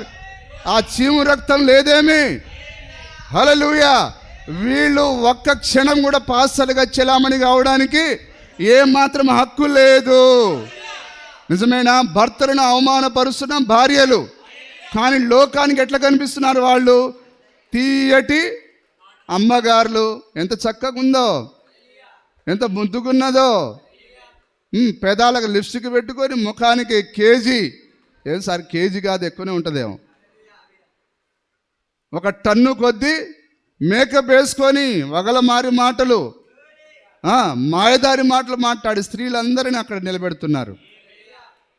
కానీ ఒకరోజు వీళ్ళందరూ సిగ్గుపడాలి. నిజమేనా కాదా? హల్లెలూయా. కాబట్టి భర్తలను అవమానపరిచే స్త్రీలు పరలోకానికి ఎట్లా వెళ్తారు? చూడండి, రాణిగా కొనసాగాలంటేనే రాజును గౌరవించాలి. ఇప్పుడు ఎవరు మన రాజు? ప్రభు అయిన యేసుక్రీస్తు మన రాజు. మరి స్త్రీలు ప్రసంగాలు చేస్తున్నారంటే ఎవరిని అవమానపరుస్తున్నారు? చెప్పండి. ప్రభు అయిన యేసుక్రీస్తును అవమానపరుస్తున్నారు. మరి అహస్రోజు రాజుకు అవమానపరిస్తేనే రాజే సహించకపోతే యేసు ప్రభు ఏమో దయామయుడా, ఇట కిరణాలు వస్తూ ఉంటాయి, ఏమి కాదు కుమార్తెలారా, రెండు పరలోక రాజ్యమునకు మీలాంటి వారే కావాలను అని అంటాడు ఆయన. చెప్పండి, ఇట్లాంటి చెత్తని ఏం చేసుకుంటాడు ఆయన? నిజమైన ఈ స్క్రాప్ అంతా దేనికిది? ఇదంతా మొత్తం స్క్రాప్ని ఏం చేస్తారు సార్? కొలిమిలో వేసి మొత్తం కాల్చేస్తారు. రేపు దాని కొరకే ఇది. కట్టలు కట్టబడుతున్నాయి, కానీ గోధుమ మాత్రం కొట్టులో చేర్చబడుతూ ఉన్నది. నిజమేనా? ఈ ఒక్క మాటను వారు గ్రహించడానికి ఎన్నో ప్రయత్నాలు చేస్తున్నారు, కానీ వారి వలన కాదు అది. నీ పేరు గొర్రెపిల్ల జీవ గ్రంథంలో లేనట్లయితే నీకు ఏ మాత్రం వాక్య బయలుపాటు రానే రాదు. అన్న కైప దీవారాత్రులు వాక్యాన్ని ధ్యానం చేశారు. పేతురు అస్సలు వాక్యమే చదవలే, ఆయనకు ఏలు ముద్ర కూడా వేయలేదు ఆయన. కానీ అన్న కైప పేరు గొర్రెపిల్ల జీవ గ్రంథంలో లేదు. కానీ అయితే ఎవరి పేరున్నది? పేతురు యొక్క పేరున్నది. కాబట్టే పేతురుకు మాత్రమే బయలుపాటు వచ్చింది. వింటున్నారా? అందుకొరకే మనకెందుకు బయలుపాటు వచ్చింది? మన గ్రామంలో మనం ఏమన్నా అమీర్లమా? మన గ్రామంలో పెద్ద అందగాళ్ళమా, అందగత్తెలమా? ఎందుకు మన పేరు ఆయన గొర్రెపిల్ల జీవ గ్రంథంలో? ఆ గొర్రెపిల్లను చంపి యేసుక్రీస్తు ఏదో 2000 సంవత్సరాల క్రితం కాదు చనిపోయింది. జగత్పునాది వేయబడక ముందే ఆ గొర్రెపిల్లను చంపి ఆయన ఆ రక్తంతో రాశాడు ఆయన. ఈ వాక్యము నీకు వాక్యం కాదు, ఇది రక్తము స్రవిస్తున్న వాక్యం, ఇది ఆ రక్తాన్ని చిందిస్తున్న వాక్యం ఇది. అందుకొరకే మనని పరిశుద్ధపరిచేది ఏదనగా శుద్ధ జలమని బైబిల్లో రాశారు. శుద్ధ జలం అనగా దేవుని రక్తమే, శుద్ధ జలం అనగా దేవుని వాక్యమే.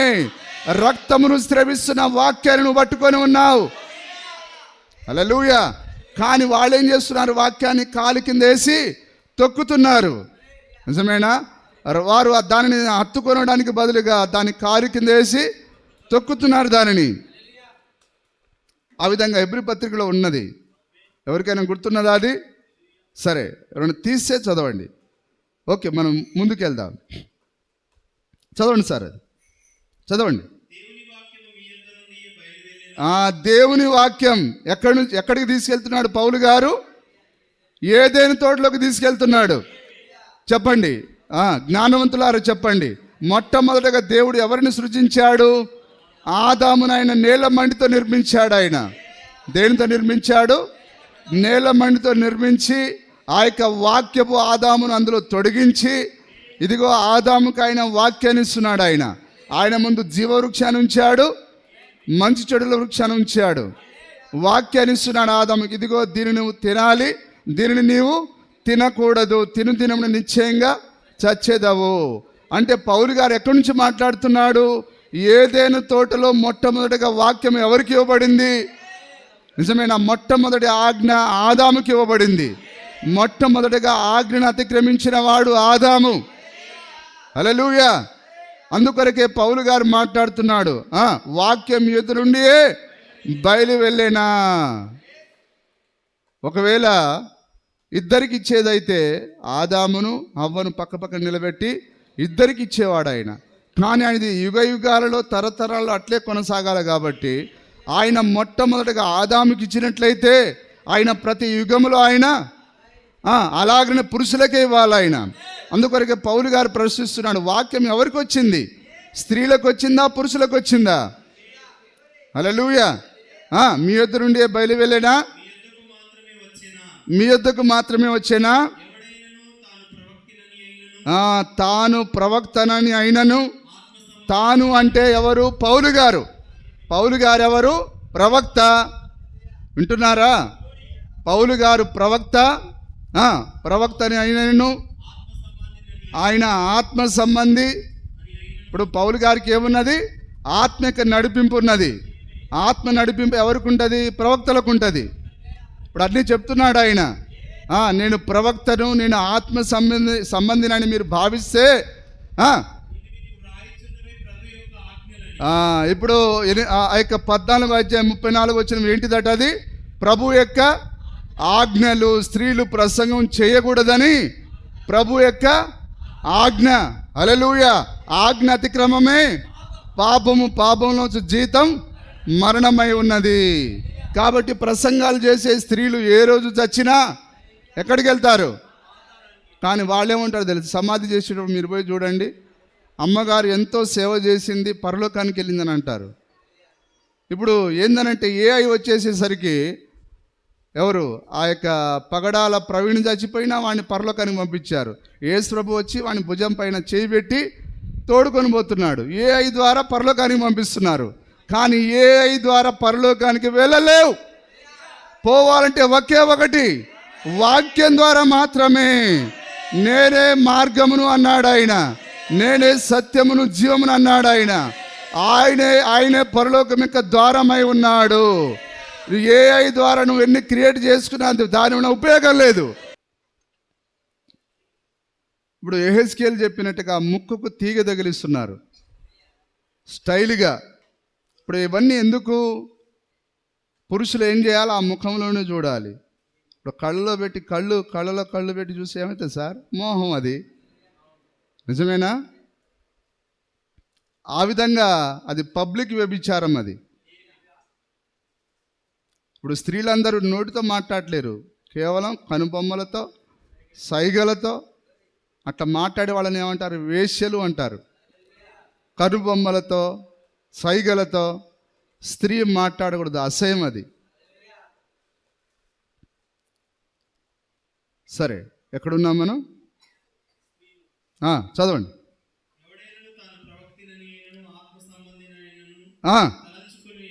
తలంచుకుని ఎడల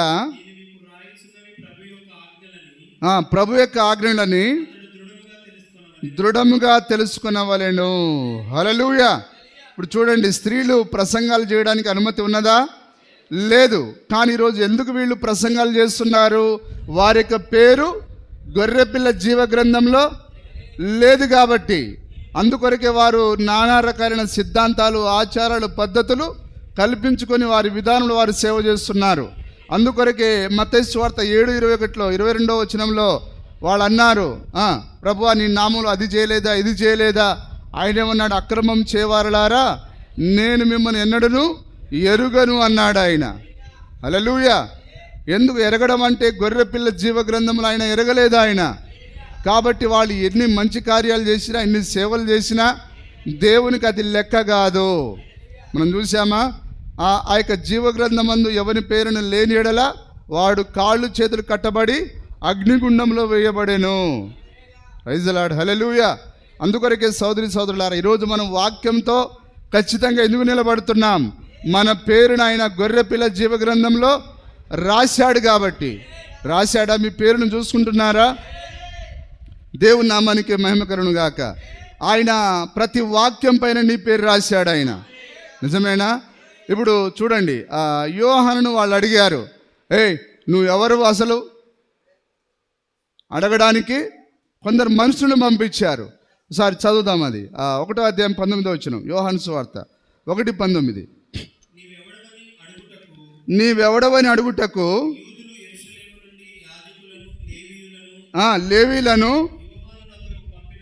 యోహాను నద్దకు పంపినప్పుడు అతడు ఇచ్చిన సాక్ష్యం ఇదే, మా నాన్న పేరు జకర్యా, మా అమ్మ పేరు ఎలిజబెత్, నా పేరు యోహాన్ అని చెప్పట్లేడు ఆయన. ఎవడ్రా మీరు, మీకు ఈ మాత్రం తెలియదా? మా నాన్న పలానాయన పలానా ఆమె, నా పేరు యోహాను పోండి అని చెప్పట్లేడు ఆయన. కానీ ఆయన పేరు ఏం చెప్తున్నాడు? ఆయన తన పేరు ఆయన వాక్యం అని చెప్తున్నాడు ఆయన. మరి నీ పేరేంటిది? వాక్యమే నీ పేరు.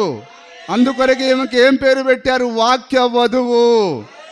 నేను మిమ్మల్ని సంఘం అని పిలవక మిమ్మల్ని నేను వధువు అని పిలుస్తున్నాను అని ప్రవక్త అన్నాడు. హల్లెలూయా. క్రీస్తును కానని ఒప్పుకొనేను, ఎరుగనక ఒప్పుకొనేను. మీరందరూ గ్రహిస్తున్నారా? ఇప్పుడు మనం ఈ లోక సంబంధం కాదని గ్రహిస్తున్నారా? ఒప్పుకోలు రావాలి. నేను ఈ లోక సంబంధం అయితే కాను, నేను ప్రెస్బిటేరియన్ కాను, నేను పలానా మతానికి చెందిన వాడిని కాదు, పలానా కులానికి చెందిన వాడిని కాదు. హల్లెలూయా. అయితే మరి నువ్వు ఎవరివి చెప్పండి? ఎవరు మీరు? ఎవరు సార్ మీరు? నిజమేనా? హల్లెలూయా. కాగా మరి నీవెవరవు? ఏలియావని అడగ్గా కానను అడుగగా కానని ఉత్తరం ఇచ్చాను. నీవెవరవు గనుక నిన్ను గూర్చి నీవేం చెప్పుకుంటున్నావని అడిగిరి. ప్రవక్త అయిన యెషయా చెప్పినట్లుగా సరళం చేయుడి. ఆ వాక్యం ఎవరో కాదు, నేనే. హల్లెలూయా. ఆ అపోస్తల కార్యం ఎవరో కాదు, నీవే. ఆ రోమా పత్రిక ఎవరో కాదు, నీవే. ఆ కొరింథీ పత్రిక ఎవరో కాదు, అది నీవే. ప్రతి వాక్యం పైన నీ పేరు రాశాడు ఆయన. అందుకొరకే మన స్త్రీలు ఈ యొక్క 14వ అధ్యాయము 34వ వచనాన్ని వారు అక్షరాలను నమ్ముతారు దాన్ని. ఎందుకనగా ఆ వాక్యం పైన నీ పేరు రాశాడు ఆయన. అందుకొరకే ఆ వాక్యానికి నువ్వు లోబడుతున్నావు. అందుకొరకే యోహాను తన పేరు ఎక్కడున్నది? తన పేరు తల్లిదండ్రులు పెట్టిన పేరు యోహాన్ అని కాదు, ఆయన పేరు వాక్యం అని ఎరిగాడు ఆయన. మరి నీ పేరు ఏమని? ఇప్పుడు నీ పేరు కూడా వాక్యమే. మరియ పేరు కన్యక గర్భవతి అయి 7:14 ఎవరు? ఆ మరియ. 7వ అధ్యాయం 14 వచ్చిన మరియ ఉన్నది. హల్లెలూయా. ఎవరి పేరైతే గొర్రెపిల్ల జీవ గ్రంథంలో ఉన్నదో వారి దగ్గరికే ఆ గాబ్రియల్ దూత వచ్చాడు. అందరి దగ్గరికి ఎందుకు రాలేదు? చాలామంది కన్యకలు లేరా? చాలామంది మరియలు లేరా? ఎందుకు ఆ మరియ దగ్గరికే దూత వచ్చాడు చెప్పండి? హల్లెలూయా. ఈ కాలం యొక్క వర్తమానం మన దగ్గరికి ఎందుకు పంపించబడింది? ఆ వాక్యంలో, ఆ వర్తమానంలో నీ పేరు, నా పేరు రాశాడు ఆయన. అందుకొరకే 7వ దూత వర్తమానంతో నీ దగ్గరికి వచ్చాడు ఆయన. నీవు మాత్రమే దాన్ని నేర్చుకుంటున్నావు. Praise the lord. హల్లెలూయా. ఏం సార్, అరే కన్యక అని రాయబడి ఉన్నది అక్కడ గాబ్రియలు, అంత డౌట్ ఎందుకు నీకు? పోయి ఎవరో కన్యక ఇచ్చిరాపో. హల్లెలూయా. ఇప్పుడు ఆయన, సార్ అన్ని క్లారిటీగా చెప్పండి.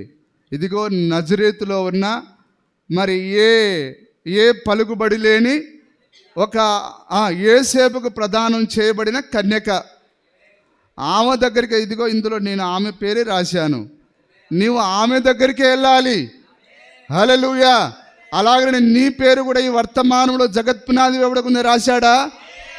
అందుకొరకే వర్తమానము నీ పట్టడంలో ఉండే ఏ పెద్ద సంఘశాఖ దగ్గరికి పోలేదు, కానీ అది నీ దగ్గరికి వచ్చింది. అది ఓ దీని వెనకాల అంత కథ ఉంది.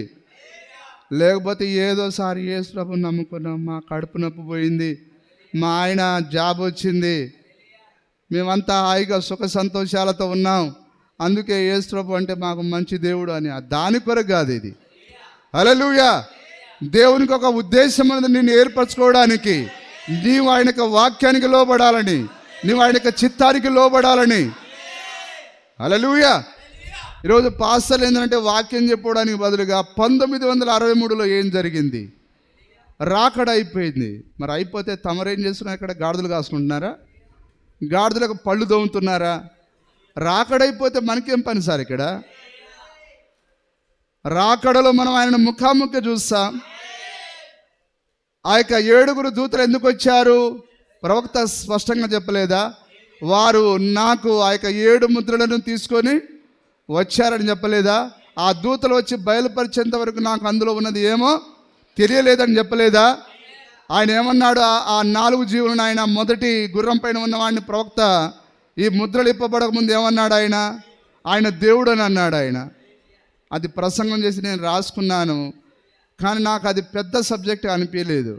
ఈ చిన్న విషయాన్ని చెప్పడం అంత అవసరమా అని అనిపించి దాన్ని నేను అట్లే మూసేశాను. అది రెడీగా ఉన్నది వర్తమానం. ప్రవక్త ఆయన బయలుపాటు రాకముందు ఏం ప్రసంగం చేశాడు, వచ్చిన తర్వాత ఏం ప్రసంగం చేశాడు? ఈ చిన్న మనలాంటి మారుమూల ప్రాంతం నుండి మనకు తెలుస్తుంది, పెద్ద పెద్ద అయ్యగాళ్ళకి ఎందుకు తెలియట్లేదు?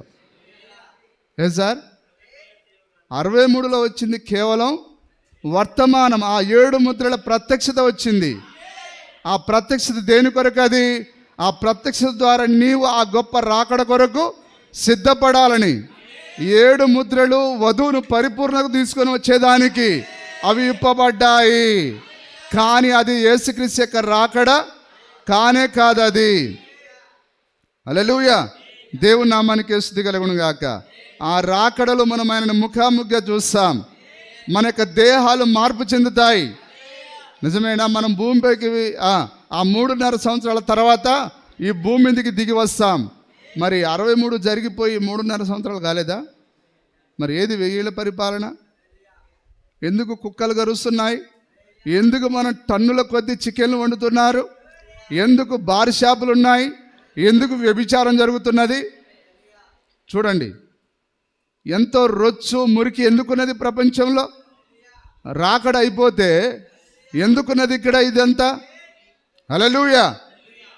వధువు మధ్యాకాశాన్ని ఎత్తబడిందనంటే దీనిపైకి ఏమొస్తుంది? అగ్ని రావాలి. మరి ఏది అగ్ని? ఏది? వధువు ఎత్తబడలేదని దానికి సూచన. అది వధువు పైకి పోతే అగ్ని భూమి మీదకి దిగి రావాలి. నిజమైన లోతు ఎప్పుడైతే సొదొమ గొమొర్రాను విడిచిపెట్టాడో అప్పుడు దేవుడు అగ్నిగంధకాలను కురిపించి దాన్ని ఆయన తగలబెట్టేశాడు. ఎప్పుడైతే నోవా ఓడలోనికి వెళ్ళిపోయాడో అప్పుడు ఆయన వరదలను రానిచ్చాడు.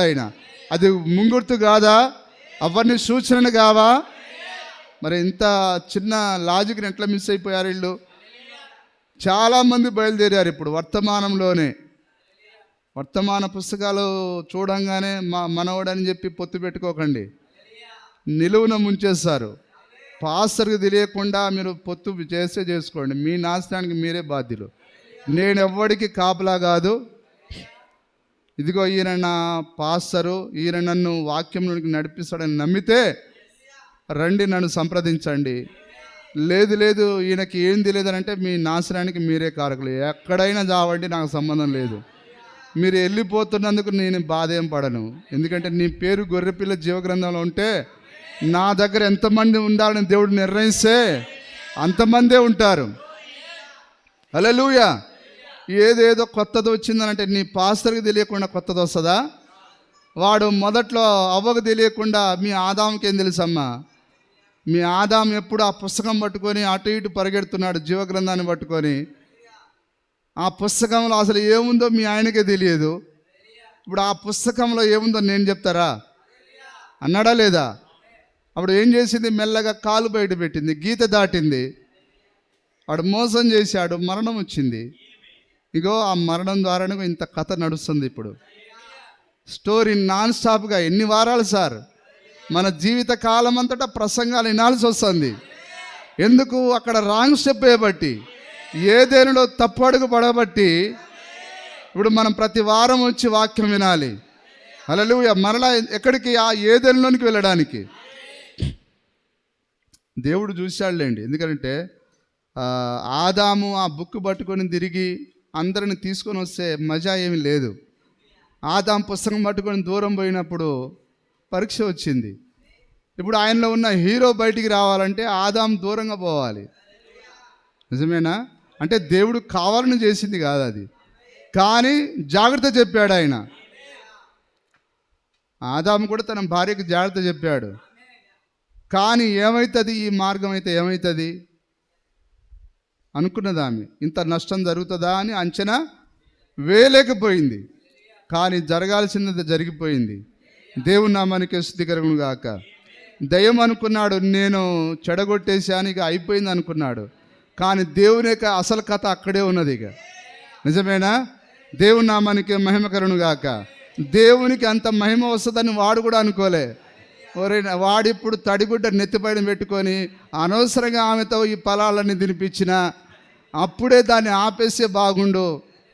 నిజమేనా కదా సార్? దేవుని నామానికి మహిమ కలుగును గాక.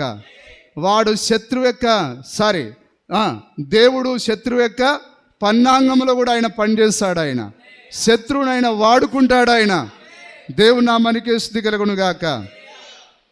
చూడండి, మీ పేరు గొర్రెపిల్ల జీవ గ్రంథంలో రాశాడా? ఇప్పుడు ఒకటి ఎక్కడున్నాం మనం? యోహాను దగ్గరనా? చదవండి సార్. అది ప్రభు త్రోవ సరళం చేయుడి ఒకరి శబ్దం అని చెప్పాను. ఇప్పుడు ఆయన తన పేరు చెప్పకుండా, నిజమేనా? ఇప్పుడు ఆయన దేన్ని మాట్లాడుతున్నాడు? ఆయన యెషయా గ్రంథము 40వ అధ్యాయము 3వ వచనాన్ని మాట్లాడుతున్నాడు ఆయన. ఇప్పుడు యోహాను పేరు ఎక్కడ రాయబడి ఉన్నది? యెషయా గ్రంథము 40వ అధ్యాయం 3వ వచనంలో ఆయన పేరు అది. హల్లెలూయా. ఆయన పేరు ఆ వాక్యంలో ఉన్నది కాబట్టే ఆ వాక్యాన్ని నెరవేర్పు చేస్తున్నాడు ఆయన. ఈరోజు అందుకొరకే సహోదరి, నువ్వు వాక్య ప్రకారం ఎందుకు జీవిస్తున్నావు? ప్రతి వాక్యం పైన నీ పేరు ఉన్నది కాబట్టి. అందుకే నువ్వు ప్రతి వాక్యానికి ఒబే అవుతున్నావు. అందుకే సోదరుడా, నువ్వు ఎందుకు వాక్యానికి లోబడుతున్నావు? ప్రతి వాక్యానికి లోబడేదానికే గొర్రెపిల్ల జీవగ్రంథం నీ పేరు రాశాడు ఆయన. సార్ మీరు ఎన్నైనా చెప్పండి, మా ఆయనకు నేను అసలు లోబడను. బైబిల్ ఏముంది? సొంత భర్తలకు లోబడమంటే అదొక్కటి తప్ప మిగతా అందరి మాటలు వింటాం సార్ మేము. అయితే నేను అంటారు, నీ పేరు గొర్రెపిల్ల జీవ గ్రంథంలో లేదు. ఉంటే నువ్వు ఏం చేస్తావు? నీ సొంత భర్తకు లోబడతావు. నిజమైన పౌలు గారు రాశాడు అది. సార్ చదువుదాం. 5వ అధ్యాయం 22వ వచనం, ఎఫెసీ పత్రిక 5:22.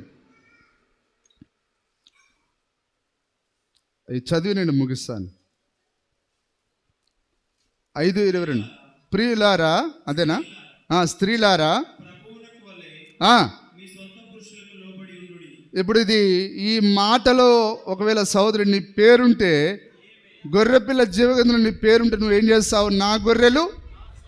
ఇప్పుడు స్త్రీలారా ప్రభువునకు వలె మీ సొంత భర్తలకు లోబడుడి అన్నది ఎవరు? దేవుడే. నిజమేనా కాదా? కాబట్టి నీ పేరు గొర్రెపిల్ల జీవగ్రంథం ఉంటే నువ్వేం చేస్తావు? ఆ వాక్యానికి లోబడతావు. నిజమేనా కాదా? హల్లెలూయా. శిరస్సై ఉన్నలాగున ఇప్పుడు ఎవరు ఈ స్త్రీకి శిరస్సు? ఉన్నారా? గొర్రెపిల్ల జీవ గ్రంథంలో పేర్లున్న స్త్రీలు ఉన్నారా ఇక్కడ? ఉంటే మీరు ఏం చేస్తారు? అక్షరాల వాక్యానికి లోబడతారు. యోహాను పేరు వాక్యంలో ఉంది కాబట్టి ఆయన వాక్యానికి లోబడి అరణ్యంలో కేక వేశాడు ఆయన. ఆ యొక్క మరియ పేరు 7:14లో ఉంది కాబట్టి వాక్యం ఆమె దగ్గరికి వచ్చింది, ఆమె గర్భాన్ని ధరించింది. అలాగనే వధువు యొక్క పేరు ప్రతి వాక్యంలో ఉన్నట్లయితే ఆమె ప్రతి వాక్యానికి గర్భం ధరిస్తుంది, ప్రతి వాక్యానికి ఆమె ఒబే అవుతుంది. ఇది ఇన్ని మాకెందుకు సార్? చర్చికి వస్తే పరలోకం ఇస్తే ఇచ్చాడు, లేకపోతే లేదు. మిగతా తర్వాత చూసుకుందాం. తర్వాత చూసేదానికి ఏం లేదు, పోవడమే, అగ్నిగుండమే గతి.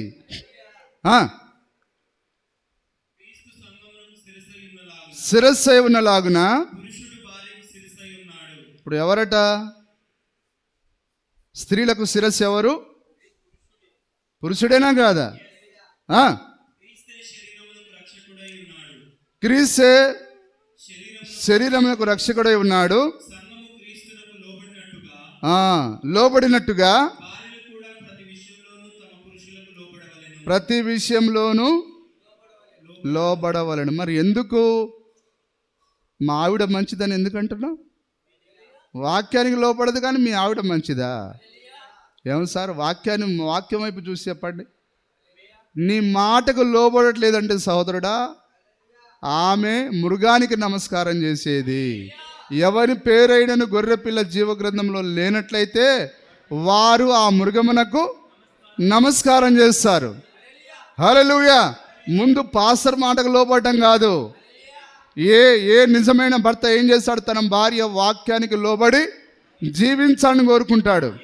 అవునా కాదా? భార్యను ప్రేమించే ఏ పురుషుడైనా, ఏ మగసిరి గలవాడైనా సరే, నా భార్య వాక్యానికి లోబడాలి, వాక్యానికి ఒబే కావాలి. హల్లెలూయా. కానీ భర్తను మాత్రం లోబడదట, కానీ ఆమె మంచిదట. ఎట్లా మంచిది? నీకు బువ్వ పెట్టినంత మాత్రాన, నీ బట్టలు ఉతికినంత మాత్రాన మంచిదైపోతుందా? ఆమె నీకు కాదు శత్రువు, దేవునికి శత్రువు ఆమె. హల్లెలూయా.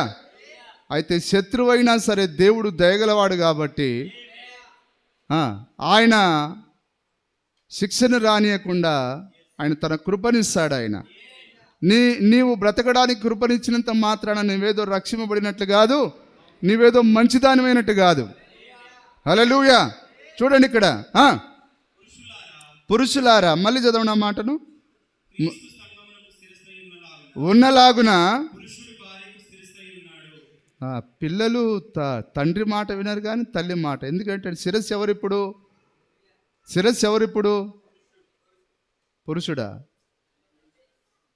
స్త్రీ శిరస్సుగా ఉన్నది కాబట్టి పిల్లలు ఆమె మాట వింటున్నారు. కానీ ఇప్పుడు అసలు ఎవరి మాట వినాలి? తండ్రి మాట వినాలి. హల్లెలూయా. రక్షకుడై ఉన్నాడు. లోబడినట్టుగా ప్రతి విషయం అనంటే సారాయి దాగమ్మ అని చెప్తాడా భర్త? నిజమైన భర్తకు తన భార్య ఎట్లా ఉండాలని వాంఛ ఉంటుంది? వాక్య ప్రకారంగా ఉండాలని. నిజమైన నీ భర్త మరి వాక్యాన్ని చెప్పినప్పుడు ఎందుకు లోబడలేకపోతున్నావు? అర్థమైంది కదా? ఎందుకు లోబడట్లేదు? నా గొర్రెలు నీ పేరు జగత్ పునాది వేయబడక ముందే గొర్రెపిల్ల జీవగ్రంథంలో ఉంటే. హల్లెలూయా. పెళ్ళి అనేది ఒక స్త్రీ లేదా పురుషుడు వాక్యం దాటి ఒక రాంగ్ స్టెప్ వేశారనుకోండి, ఆ కుటుంబం అంతా గాడిలో ఉండదు, వాక్య ప్రకారంగా ఉండదు, నీకు ప్రార్థన చేసుకోవడానికి అవకాశం ఉండదు.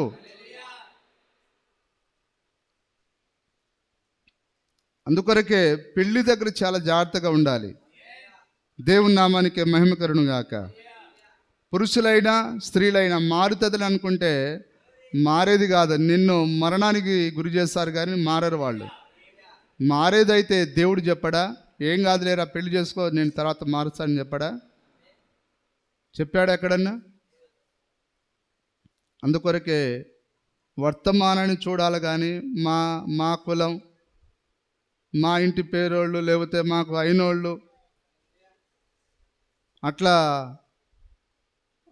రక్త సంబంధికులు మనం చూడకూడదు. మనం అసలైన రక్త సంబంధికులు ఉన్నారు. ఎవరు వాళ్ళు? యేసుక్రీస్తు యొక్క రక్తంలో ఉన్నవారు. నువ్వు రాజకుమారుడు అయితే రాజకుమార్తెను పెళ్లి చేసుకోవాలి. నువ్వు రాజకుమార్తె అయితే రాజకుమారుని పెళ్లి చేసుకోవాలి. ఒకవేళ నువ్వు తేడాగా చేసుకున్నావు అనుకో, పోయిన వారం అంతకుముందు వారం నరేష్ మాట్లాడిండు. మరి దేవుడు జంతువులనే ఒక జంతువు మరొక జంతువుతో కలిసి దాన్ని కలవనీయకూడదని అంటే, మరి దేవుడు తన బిడ్డల పట్ల ఎంత జాగ్రత్తను కలిగి ఉన్నాడు. ఆయన సంకరం అనేది దేవుడు అస్సలు ఇష్టపడడు. కానీ ఇప్పుడు మనం తినేదంతా సంకరమే, హైబ్రిడ్. సంకరం అంటే హైబ్రిడ్ అండి. హైబ్రిడ్ బెండకాయలు, హైబ్రిడ్ వంకాయలు, హైబ్రిడ్ చికెన్, హైబ్రిడ్ మటన్, అందుకొరకే మనం 2 బొచ్చెలు కూడా మట్టి ఎత్తలేకపోతున్నాం. పారేయాలంటే ఆయాసం వస్తున్నది, ఉరకలేకపోతున్నాం. ఎక్కడ కూర్చుని ఆన్నే తగలబడి కూర్చోవాల్సి వస్తుంది. ఎందుకు? సంకరమైపోయింది. దేవుడు మనకు అసలైన దాన్ని ఇచ్చాడు. ఆయన ఏ జాతి విత్తనం తిరిగి ఆ జాతిని మొలిపించాలి. కానీ మాయదారి కళ్ళు ఏమంటాడు వాడు, చూడడానికి బాగా ఎర్రగా లేడు, పొట్ట చూడు ఎంత పెద్దగా ఉందో, గో ప్రొసీడ్.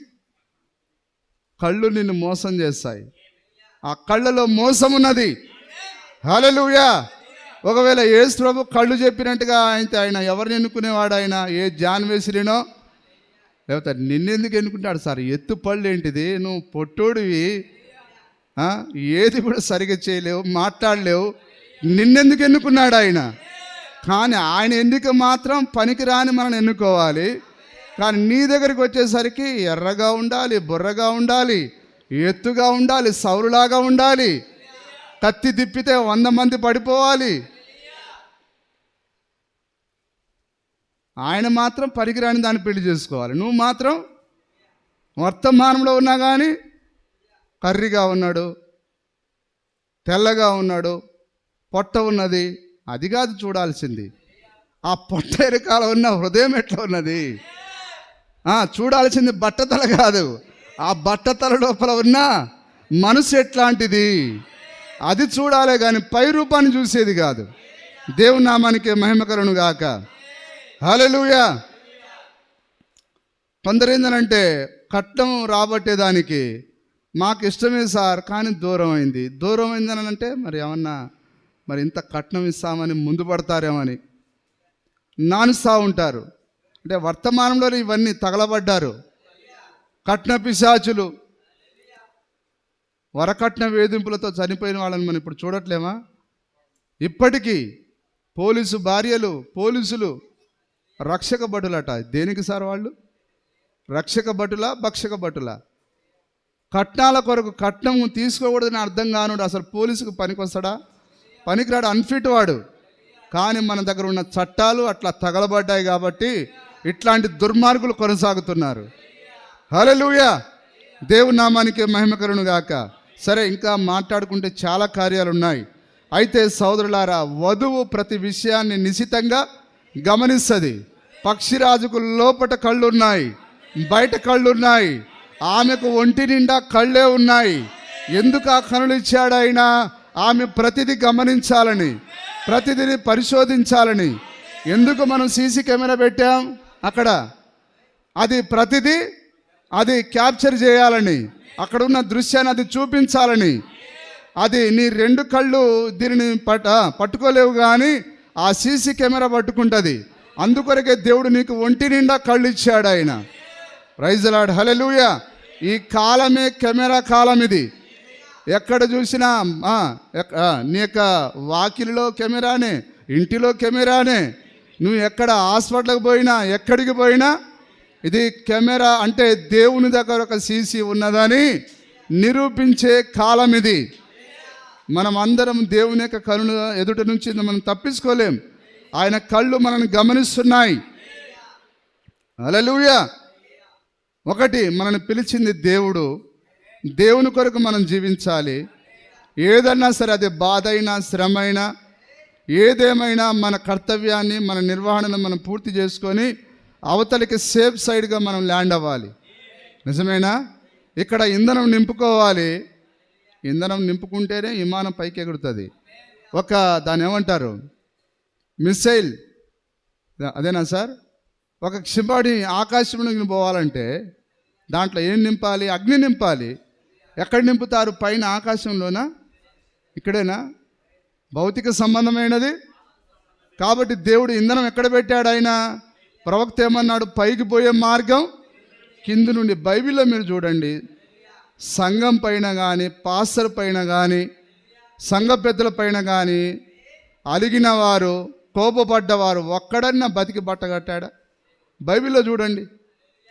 తిరుగుబాటు చేసిన వారు ఒక్కడు కూడా లేడండి. కాబట్టి తిరుగుబాటు చేసేదానికి ముందుగా చరిత్ర నీకు గుర్తు రావాలి.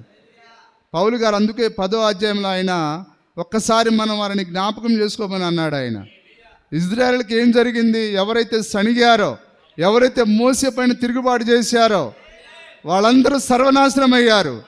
అంటే నాశనానికి ముందుగా గర్వము నడుస్తుందని. నిజమేనా కాదా? దేవుని నామానికి మహిమ కలుగును గాక. నీవు గర్వాన్ని చూపిస్తున్నావంటే నాశనానికి దగ్గరగా ఉన్నావని. అయితే నీవు లోబడాలి. నీకెంత శ్రమ అయినా బాధ అయినా దేవుని కొరకు, నీ కొరకు అయినంత శ్రమ పడ్డప్పుడు నువ్వు చేసే దాంట్లో ఏమున్నది? దేవుని నామానికి స్తుతి కలుగును గాక. సరే, అయిపోయిందా వాక్యం చదవడం? ఏది మీరు చదివింది? ఏది చదివారు? చదవండి, పూర్తి చదవండి. శిరస్సై ఉన్నలాగున పురుషుడు భార్యకు శిరస్సై ఉన్నాడు. వింటున్నారా? శిరస్సై ఉన్నాడు, రక్షకుడై ఉన్నాడు.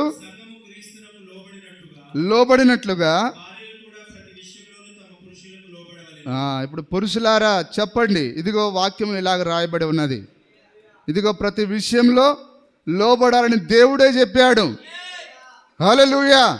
ఇదిగో వాక్యమును ఇలాగ నువ్వు జీవించాలని, ఇలాగ నువ్వు బట్టలు కట్టుకోవాలని, ఇలాగ నీ యొక్క దాన్ని ఏమంటారు, ఎంటికలను ఇలాగ పొడుగా పెంచుకోవాలని, ఇదంతా వాక్యంలో ఉంది.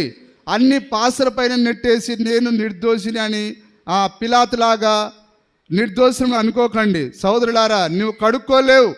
ఆ రక్తము నీ చేతిలో నుంచి పోదది. నువ్వు ఎంత కడుక్కున్నా పోదది. ఇంటికి, కుటుంబానికి మొట్టమొదటి పాసర్ ఎవరంటే చెప్పండి, పురుషుడే పాసరై ఉన్నాడు. హల్లెలూయా. చర్చికి రాగానే బిడ్డ, ఇదిగో నీ కుమార్తె అయితే, అమ్మ నువ్వు బయట ఉండకూడదు, మందిరం లోపల ఉండాలి. నువ్వు బయట తిరిగేదానికి రాలేదు కుమారుడా. నువ్వు మాత్రమే బరబర ఊరికి వచ్చి నీ కుమార్తె బయట ఉంటే అంతేనాయిగా, నీ కుమారుడు బయట ఉంటే అంతేనాయిగా. ఎవడు వారికి కాపలా? నీ బిడ్డలు దేవుని యొక్క సన్నిధిలో ఉండాలి. వారికి ప్రార్థన వచ్చినా రాకపోయినా ఉట్టిగన్నా కళ్ళు మూసుకుని అట్లన్నా ఉండాలి. అది గౌరవం. అది వాళ్ళని బయట ఎవరెవరు ఉన్నారో సంఘ పెద్దలు పోయి చూసి ఆ మేకలు గేదెలు తోలుకొని వచ్చిన తోలుకొని రావాలా? అంటే తల్లిదండ్రుల బాధ్యత లేదా? అసలే ఖచ్చితంగా ఉన్నది తల్లిదండ్రుల బాధ్యత. హల్లెలూయా. కుమారుడను ఉండాల్సింది దేవుని పాద సన్నిధిలో. నీకు అక్కడ ఆశీర్వాదం ఉన్నది.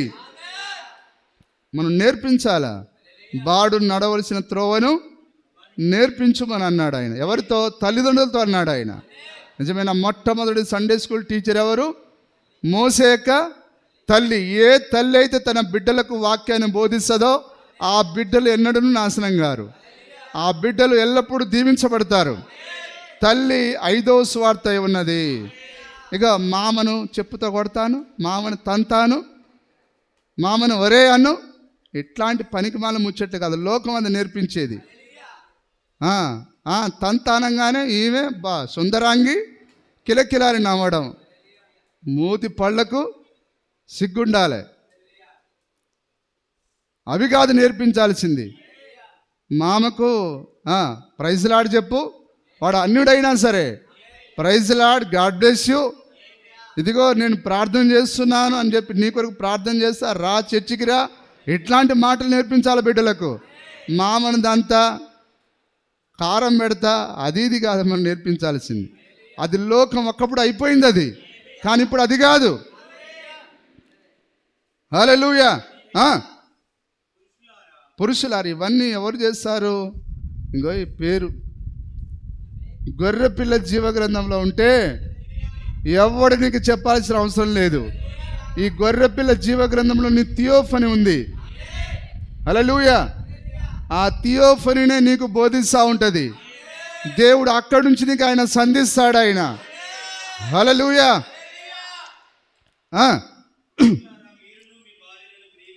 ప్రేమించుడి. మరి స్త్రీలు మాకేనా సార్, మరి వాళ్ళకేం లేదా? వాళ్ళకు కూడా ఉన్నది. ఏం చేయాలా? యేసు ప్రభు ఎట్లయితే సంఘాన్ని ప్రేమించాడో అలాగనే పురుషులు కూడా ఇప్పుడు ఏం చేయాలి? భార్యను ప్రేమించాలి. ఏమిచ్చుడు మీ నాన్న కట్నం, ఏమిచ్చుడు నులక మంచం ఇచ్చాడు తప్ప అట్లా చెప్పకూడదు. ఈ కర్రీమోహన్ దాన్ని మీ నాన్న కట్టబెట్టిండు, ఆడెవడో చూసిండు, అట్లా అనకూడదు. వాక్యం తెలిసిన వాడు అట్లా మాట్లాడితే వాని పని అయిపోయినట్టే.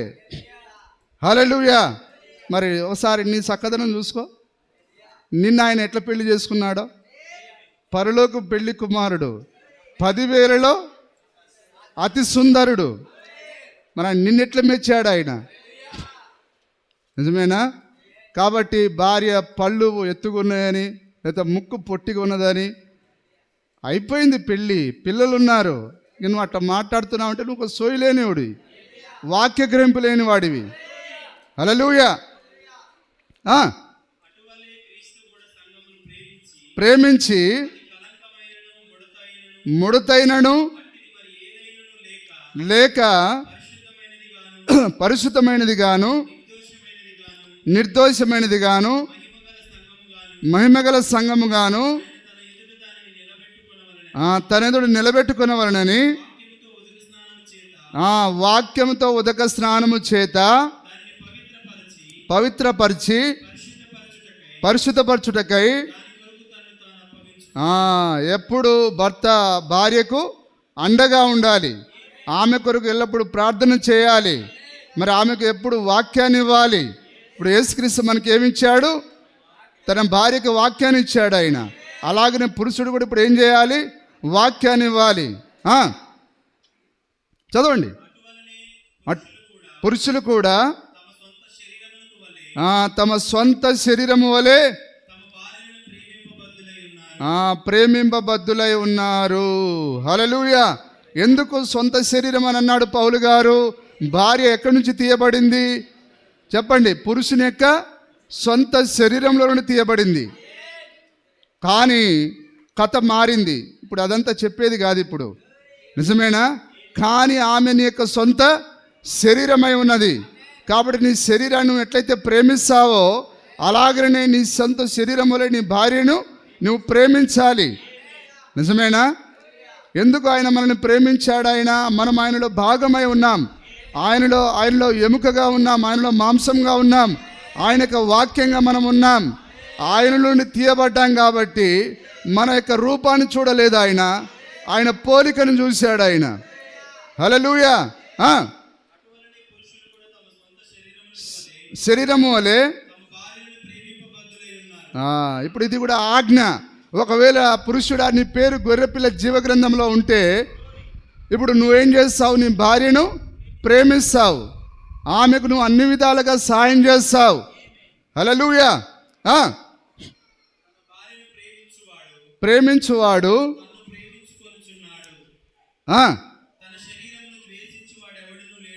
తన శరీరమును ద్వేషించువాడు. భార్యను ద్వేషిస్తున్నాడంటే తన శరీరాన్ని. నిజమేనా? భార్యను కొట్టేవాడిని మనిషి అంటారా? ఏమంటారు? పశువు అంటారు. నిజమేనా? ఎందుకు? ఆ సేనా దయ్యం పట్టిన వాడు దయ్యాలున్నాయి కాబట్టి తనను తాను హింసించుకున్నాడు. భార్యను హింసిస్తున్నాడని దాని అర్థం ఏంటిది? వాడు సేనా దయ్యం పట్టిన వాడు అని అర్థం. మరి అన్యుడు సేనా దయ్యం పట్టినోడు కాదా? నిన్ను వాడు చర్చికి వెళ్ళొద్దని అంటాడు, ప్రార్థన చేయొద్దని అంటాడు, ఏది కూడా నిన్ను వాడు చేయడానికి అసలు ఇష్టపడడు. హల్లెలూయా. ఎవడు ఉన్నారు సార్, ఎవడు లేడని పౌలు గారికి తెలియలేదేమో, ఈ సొంటగాళ్ళు అప్పుడు కనిపించలేదేమో. భార్య అసలు ముచ్చట లేదు, ఏం లేదు, యంత్రమే. ఏసుతో పాటలు ఉన్నాడా? ఎన్ని పాటలు పాడుతున్నాడు ఆయన గురించి. దేవుని నామానికి మహిమకరును గాక. భార్య తన స్థానాన్ని గుర్తించాలి, భర్త తన స్థానాన్ని గుర్తించాలి. హల్లెలూయా.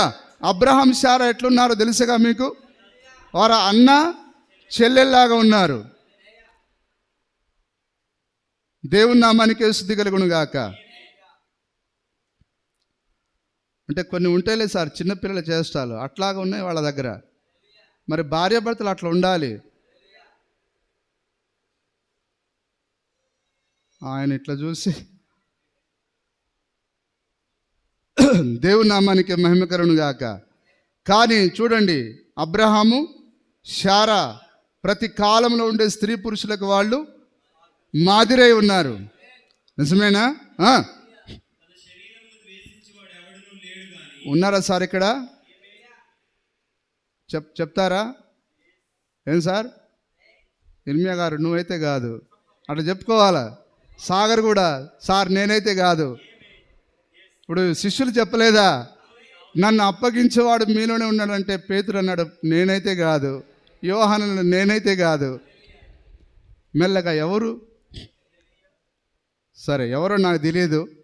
కాబట్టి నేను కాదని మనం గట్టిగా ఒక దృఢ నిశ్చయంతో మనం ఉండాలి. దేవుని నామానికి స్తుతి కలుగును గాక. పోషించి సంరక్షించుకొనును. హల్లెలూయా. కాబట్టి ఆయన తన భార్యను సంరక్షించేదానికి ఆయనే శ్రమపడ్డాడు. ఆయన అందుకొరకే భర్త కూడా ఇప్పుడు ఏం చేయాలి? కుటుంబాన్ని పోషించడానికి కష్టపడాలి. నిజమేనా? అది క్రీస్తులో ఉన్న మాదిరి, అది క్రీస్తులో ఉన్న ప్రేమ, అది. హల్లెలూయా. అవయములై ఉన్నాము గనుక క్రీస్తు కూడా సంఘమును పోషించి సంరక్షించున్నాడు. ఈ హేతువు చేత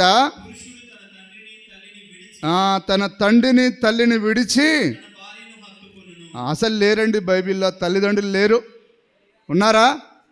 తల్లిదండ్రులు కాదు మనం వచ్చింది, అసలు భార్య, భర్తలో నుంచి భార్య వచ్చింది. భార్యను కన్నదెవరంటే భర్త. నిజమైన పురుషులో నుంచి స్త్రీ వచ్చింది, కానీ స్త్రీలో నుండి పురుషుడు రాలేదు అసలు. కానీ ఆ యొక్క మాయదారి సర్పం వచ్చి ఇప్పుడు ఆ యొక్క స్త్రీల ద్వారా సంతానం వచ్చేటట్టు చేసింది. కానీ అసలు ప్రారంభంలో ఏంటిది చెప్పండి? పురుషుల్లో నుంచి స్త్రీ రావాలి, అదే జీవంతో కూడుకున్నది. అందుకొరకు ఇప్పుడు మనం ఎక్కడి నుంచి వస్తున్నాం? పురుషుల్లో నుంచి వస్తున్నాం. మనం స్త్రీ గర్భం నుంచి వచ్చాం కాబట్టే చచ్చాం. అయితే ఇప్పుడు మనం పురుషుల నుంచి వస్తున్నాం, అదే మనల్ని జీవింపజేసేది. జీవము కుమారులో ఉన్నది. ఆ కుమారుడు ఎవరనగా ప్రభువైన యేసుక్రీస్తు. ఆయన మన భర్త అయి ఉన్నాడు. మన భర్తలో నుంచి వచ్చాం కాబట్టే ఈరోజు మనం జీవాన్ని కలిగి ఉన్నాం. దేవుని నామానికి మహిమ కలుగును గాక. దేవుడు ఈ మాటలను మన కొరకు దీవించి ఆశీర్వదించును గాక. దేవుడు మిమ్మల్ని అందరిని దీవించును గాక.